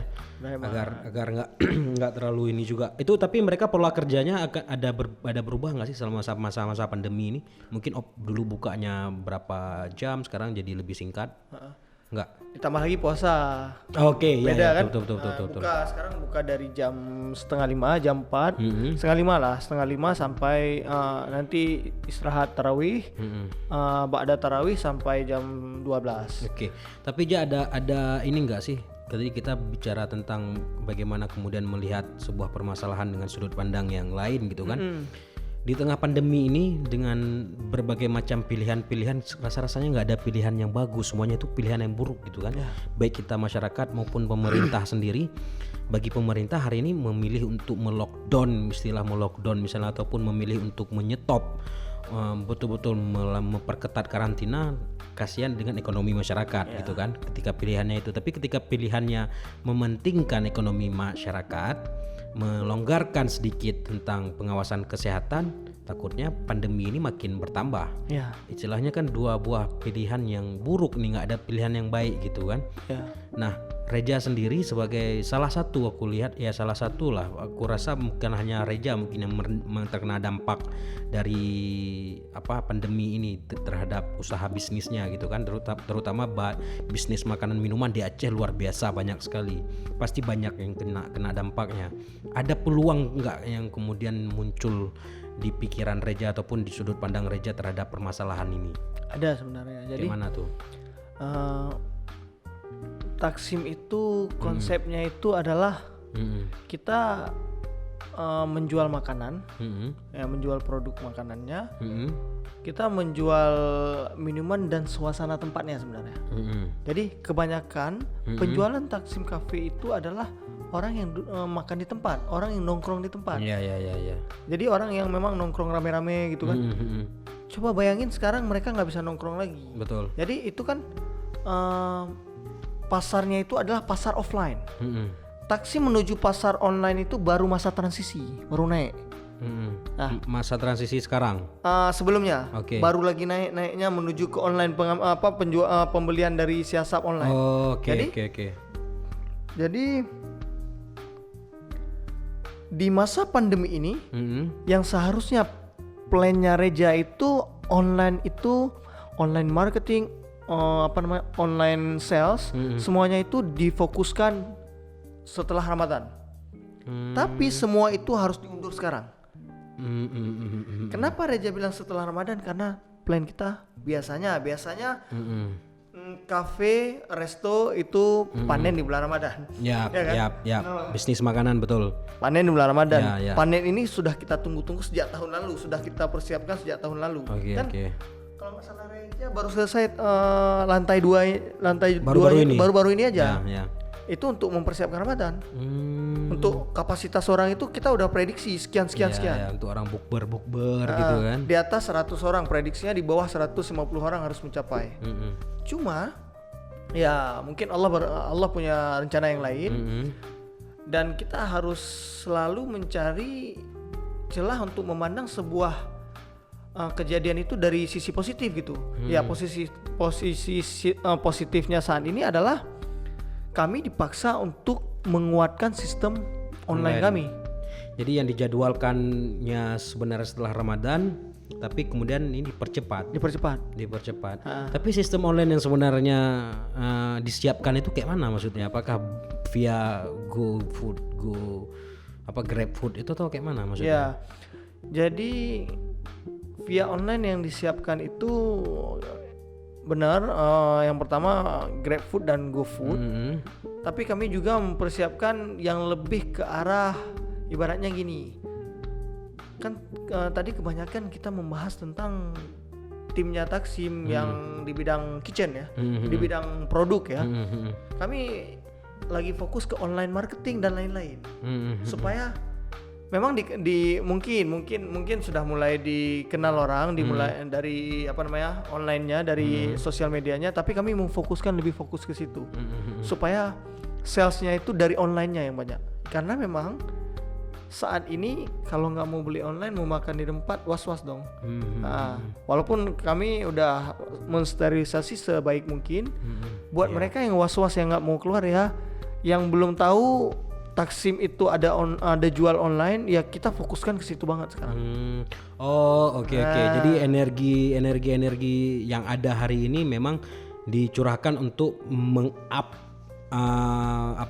publikasi ataupun marketing online-nya ya. Ya benar. Jadi orang biar ya sih selama ini orang nggak terlalu ngeh kalau si Asap ataupun menu-menu di Taksim itu bisa diakses dengan online gitu kan. Karena memang tujuan Reja seperti Rida bilang tadi itu adalah suasananya juga kita pengen beri Turki dan lain-lain. Tapi memang itu udah ada dalam plan Reja, cuma karena memang yang namanya bisnis itu step by step gitu.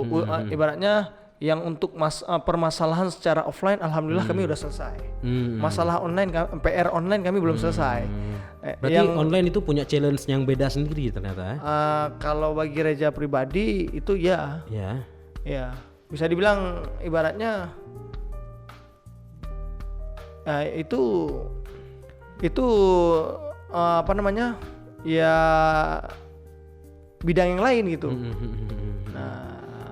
Beda cara mainnya ya. Cara mainnya beda. Jadi kalau kita udah oke, yakin di offline, jangan kemudian menganggap online ini ya online ini kan hanya sekedar orang pesan. Enggak, kita butuh ada cara-cara sendiri, ada treatment yang berbeda. Banyak lagi ibaratnya gitu. Oke, kita. Cuma walaupun offline tadi itu tetap kita memakai marketing online kan untuk menarik orang penasaran sama tempatnya, sama suasananya. Sekarang kan nggak bisa. Penasaran mungkin sama produknya, sama makanannya. Gitu. Oke, jadi memang butuh treatment yang berbeda ketika kita punya konsep marketing secara offline. Untuk offline, kemudian marketing secara online itu akan berbeda treatmentnya ya, akan berbeda. Ya mungkin bisa dibilang seperti itu. Ya bisa akan berbeda. Oke ya.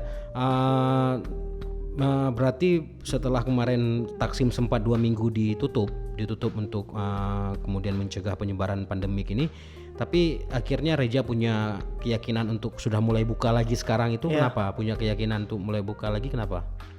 Sebenarnya apa karena udah terlalu kantong udah kering kali jadi? Bukan, sebenarnya atau ada pertimbangan lain? Pertimbangan Reja buka kembali itu adalah kalau misalnya dari Reja pribadi, kita sebagai owner mungkin bisa santai-santai leha-leha di rumah, tapi coba kita lihat perekonomian tim kita, coba diulik lagi semua tim kita. Coba bayangin ketika kita tutup, walaupun kita kasih THR ataupun apa, tapi posisi ekonomi mereka seperti apa.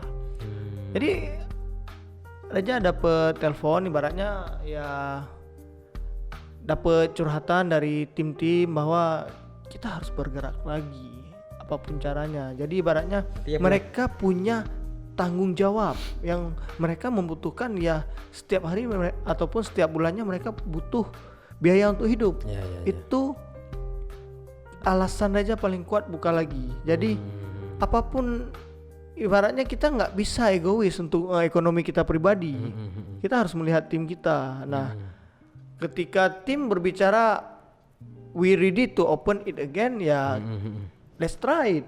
Walaupun apa yang terjadi ke depannya kita harus coba. Artinya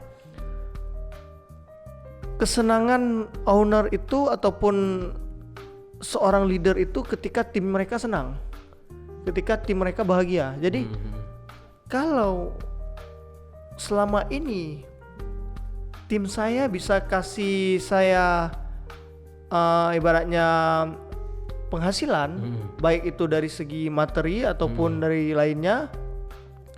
Saat ini saya yang harus bekerja lebih keras bagi mereka. Artinya kalau plan ini nggak jalan, we should try another plan. Tapi but we can't stop karena mereka harus hidup.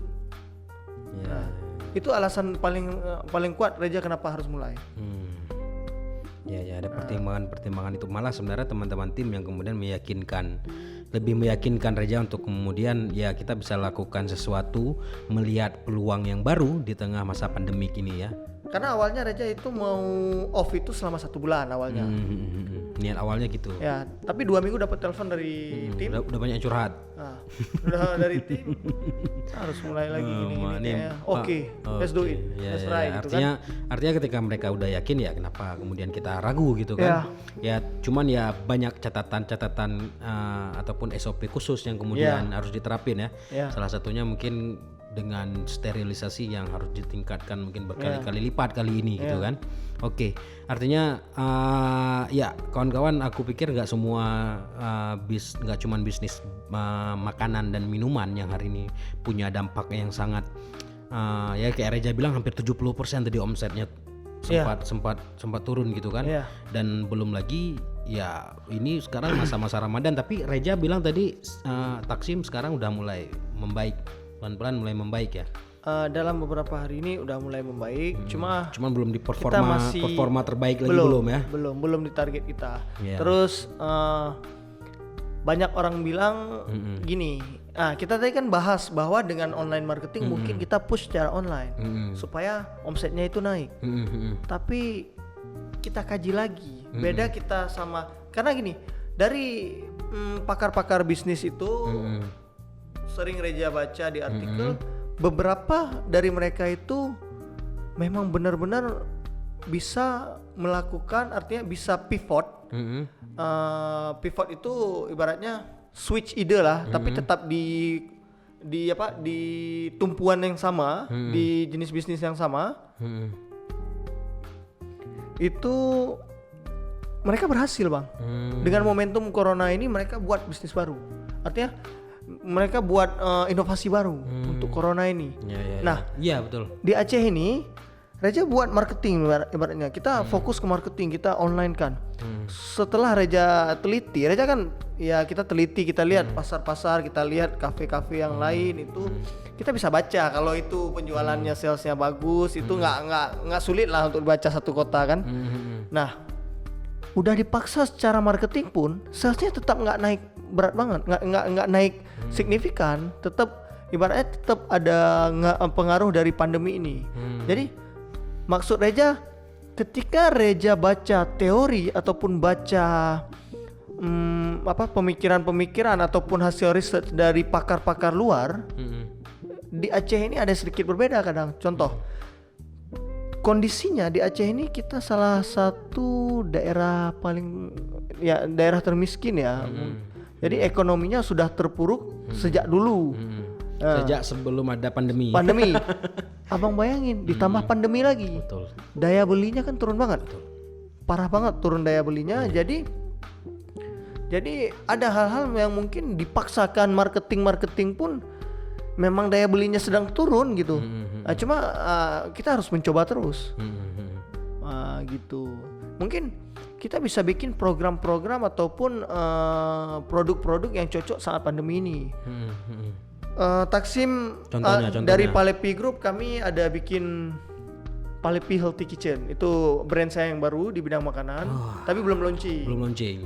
Insyaallah Palepi Healthy Kitchen. Berarti itu khusus makanan-makanan kesehatan. Sehat. Jadi kan di pandemi ini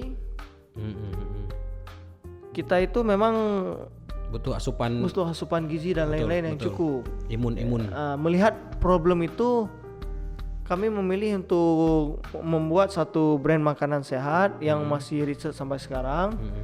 Insyaallah kalau nggak ada halangan soon akan itu sistemnya catering. Jadi bisa di book dulu, mungkin bisa langsung ke DM saya siapa yang ingin. Nanti ibaratnya kami bakal share Oh, ini udah mulai menu juga per minggu. nih. Ini udah mulai nih, udah mulai pelan-pelan. Dalam beberapa hari ini kami bakal share menu-menunya sama bakal share brosurnya. Jadi buat teman-teman yang ingin mendaftarkan dulu, dimulai dari untuk batch satunya dimulai berapa hari kemudian. Oke.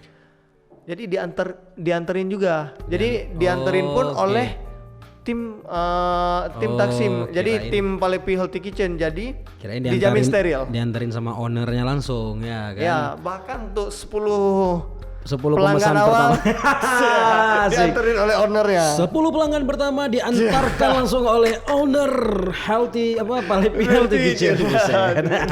Gila. Berarti Ini itu meetingnya nih main di sini ya. Gak apa-apa ya kan, bantu kawan. tapi itu aja memang terpunya ide karena masa-masa pandemi atau memang sebelum pandemi udah punya rencana niatan untuk bikin Palepi Healthy Kitchen? Karena memang Reza sendiri kan hobi olahraga. Oke, iya betul.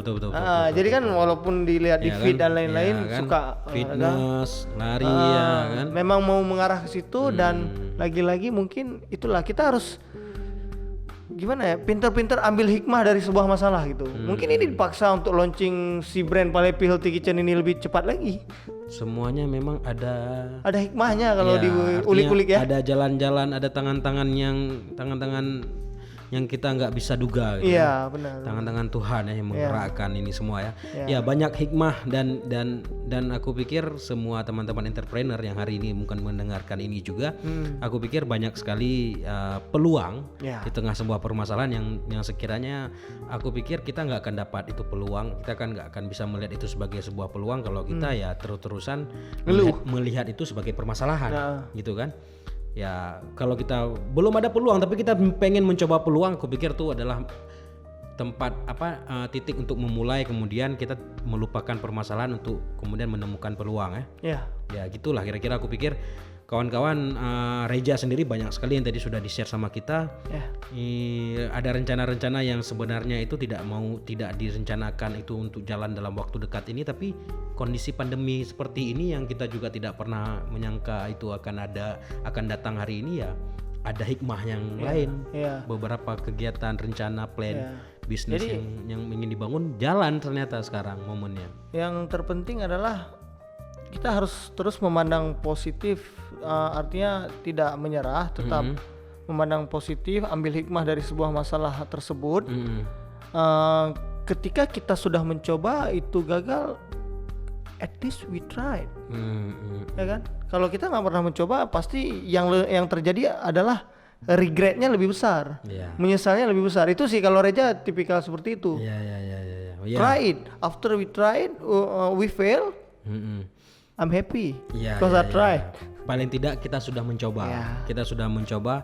Ya, kita sudah mencoba, ya kita tahu rasanya gagal daripada kita tidak pernah mencoba, ya kan? Kadang-kadang itu nikmat. Iya, itu nikmat bagian dari entrepreneurship kan. Betul, dan itu selalu pasti ada pelajaran di balik kegagalan. Aku yakin sekali itu akan ada pelajaran di balik kegagalan. Oke, kawan-kawan, luar biasa. Ini kita sudah tiba di ujung podcast, ya kan? Ini sesi yang sangat menarik, jujur saya katakan, karena bukan hanya bicara tentang bagaimana mengenal Reza sebenarnya di podcast ini, dan juga kita nggak hanya bicara tentang apa yang kemudian sedang dilakukan oleh seorang anak muda Aceh yang sangat inspiratif dan mampu mengubah perspektif, insya Allah buat teman-teman yang mendengarkan. Juga banyak ilmu-ilmu tentang bagaimana memulai sebuah usaha. Aku pikir motivasi itu penting, ya kan? Motivasi itu penting ya buat teman-teman yang malas baca, mungkin ya dengerin podcast ini, insya Allah lah. Mudah-mudahan ada pelajaran, mudah-mudahan kita doakan, mudah-mudahan ada manfaat. Ya, dan bantu kawan-kawan, lagi-lagi bantu kawan. Saya ngajak kawan-kawan juga ini karena ini di masa-masa pandemi seperti ini kita sampai hari ini jarang sekali kalau masa-masa dulu tuh belum puasa aja 1 minggu udah dapat jadwal bukber, ya kan? Udah dapat jadwal bukber. Itu salah satu lagi. Makanya sekarang nggak ada makanya. Jadi udah nggak ada lagi jadwal bukber sekarang. Cuman teman-teman jangan khawatir, di Taksim Cafe and Resto menyediakan beberapa menu spesial untuk menemani bukber kawan-kawan. Mau bukber di Taksim, oke, tenang, sudah steril semuanya tempatnya, tetap ada physical distancing ya pasti ya nanti ya, pengaturan tempat duduk segala macam, insya Allah ada ya kalau teman-teman bukber bisa kan. Dan kalau teman-teman pengen bukber di rumah mungkin bersama keluarga tapi nggak ketinggalan dengan masakan khasnya yang ada di Taksim, kita Taksim sekarang punya beberapa paket yang mengasap-asap ini ya paketnya ya. Paket WhatsApp ya. Ya ini nanti kita akan tampilkan juga lebih detail ataupun teman-teman bisa langsung kunjungi Instagram ya. Tapi Bang Reja boleh jelasin sedikit ini mengasap-asap ini menu apa aja sih? Ini healthy juga nggak sih? Cocok nggak dimakan di? Pasti healthy nih. Pasti karena healthy. kenapa healthy? Ini aja daging sapinya itu kan diasepin nggak pakai minyak. Oh iya betul, kelebihannya daging asap kayak gitu ya. Buat terus- teman-teman yang kolesterolnya bermasalah cocok nih ya. Terus free takjil lagi. Takjil itu kadang ada kolak kayak tadi mahal ada sekali. cake ya. Jadi memang Ayo kawan-kawan. by the way ada yang spesial nih buat Apa tuh? teman-teman semua yang nonton video ini. Pakai kode Aceh Dok Oh apa tuh? 04 kali ya. Apa Ulang tuh? tahun Taksim ya. Weh. Aceh Dok 04 Mei. Aceh Dok 04 Mei. Aceh Dok bakal dapat diskon 5% buat teman-teman yang nonton video ini ya. Ini di akhir ya. Ini nggak dikasih Ini di tahu akhir. nih. Ini Nggak di dikasih akhir. tahu nih, nggak Oke. dikasih tahu ya. Tadi nggak ada brief ini. Serius itu? Ini di akhir ya. Siapa yang nonton tapi ya kan? Ya betul ini di akhir. Tapi itu kode itu di mana masukin? Ada nanti Ada nanti. Luar biasa. Aceh Dok 4 Mei. 04. Jadi khusus buat yang tahu, khusus buat yang nonton video ini. Karena kalau nggak nonton sampai akhir nggak bakal tahu. Nggak tahu. Dan Biarin aja. dan kita sendiri pun nggak dikasih tahu nih Oke. kalau dia mau Reja mau ngasih tahu apa informasi ada diskon spesial Aceh Dok 04 Mei. Ya. Oke. Khususnya buat teman-teman Aceh Dokumentari, ya langsung saja. Ya, oke kawan-kawan, kita nanti berangkat cuma ambil free takjil aja. Habis itu balik lagi kita karena yang masap-asap ini kayaknya masap juga dompet kita. Enggak kok, insya Allah ini diskon. harganya sangat terjangkau Diskon. ya. Diskon. Semua ya ini. Iya, ini kan paket masap karena dipaketkan buat buka puasa. Jadi contoh itu dari harga 67.000 jadi 60.000. Ada masap family, ada masap berdua, ya kan? Ada masap kamu aja aku ogah gitu nggak ada. Masap satu, masap dua, banyak nih kawan-kawan. Nanti kita akan tampilkan juga di sini dan teman-teman bisa langsung kunjungi Instagramnya Taksim. Ya. Apa Instagramnya Baraja? Taksim Cafe Indonesia. Taksim Cafe Indonesia, kawan-kawan. Nanti informasi lebih lengkap ada di sana ataupun mungkin juga pengen belajar bisnis ataupun pengen sharing lebih lanjut terkait bagaimana memulai sebuah usaha. Aku pikir Bang Reja orang yang sangat open terhadap sharing seperti itu. Boleh nanti ke Instagramnya Bang Reja di mana? Reza Palep. Oke, kawan-kawan nanti kita akan tuliskan juga di sini. Oke, Bang Reja, aku pikir luar biasa sharing informasi kita hari ini. Terima kasih sudah menjadi teman diskusi di sesi podcast Aceh Dokumentari kali ini. Iya, terima Kami kasih juga udah doakan diundang. mudah-mudahan bisnisnya Bang Reja juga kemudian semua bisnis teman-teman yang mendengarkan podcast di sesi hari ini bisa mulai membaik dan mudah-mudahan Reja kita doakan Bang Reja, semua tim yang ada di Taksim dan juga semua yang mendengarkan podcast ini sehat selalu dan kondisi pandemi ini bisa cepat berlalu. Kita jadi mudah-mudahan lebaran nanti ya silaturahmi kembali normal ya. silaturahmi offline kita bisa seperti biasa gitu ya. Ya. Gitu aja kawan-kawan, terima kasih sekali Bang Reja, terima kasih. Ya, terima kasih juga nih udah diundang. Minumannya luar biasa, kopi cewek rupanya. Kopi cewek. Kirain kopi cowok. Kalau Sekali-sekali yang itu minum yang cewek. Kalau yang itu apa namanya? Ini Isaka Kasturi. Saka Kasturi. Insya Allah nanti saya akan nyoba itu lagi ya. Itu kayaknya healthy juga, itu Ya, segar ini banyak kayaknya. vitamin C-nya sih. Buat Bisa boost imun ya. Bus imun cocok kali kawan-kawan Kebutuhan di tengah kita pandemi ini. Oke.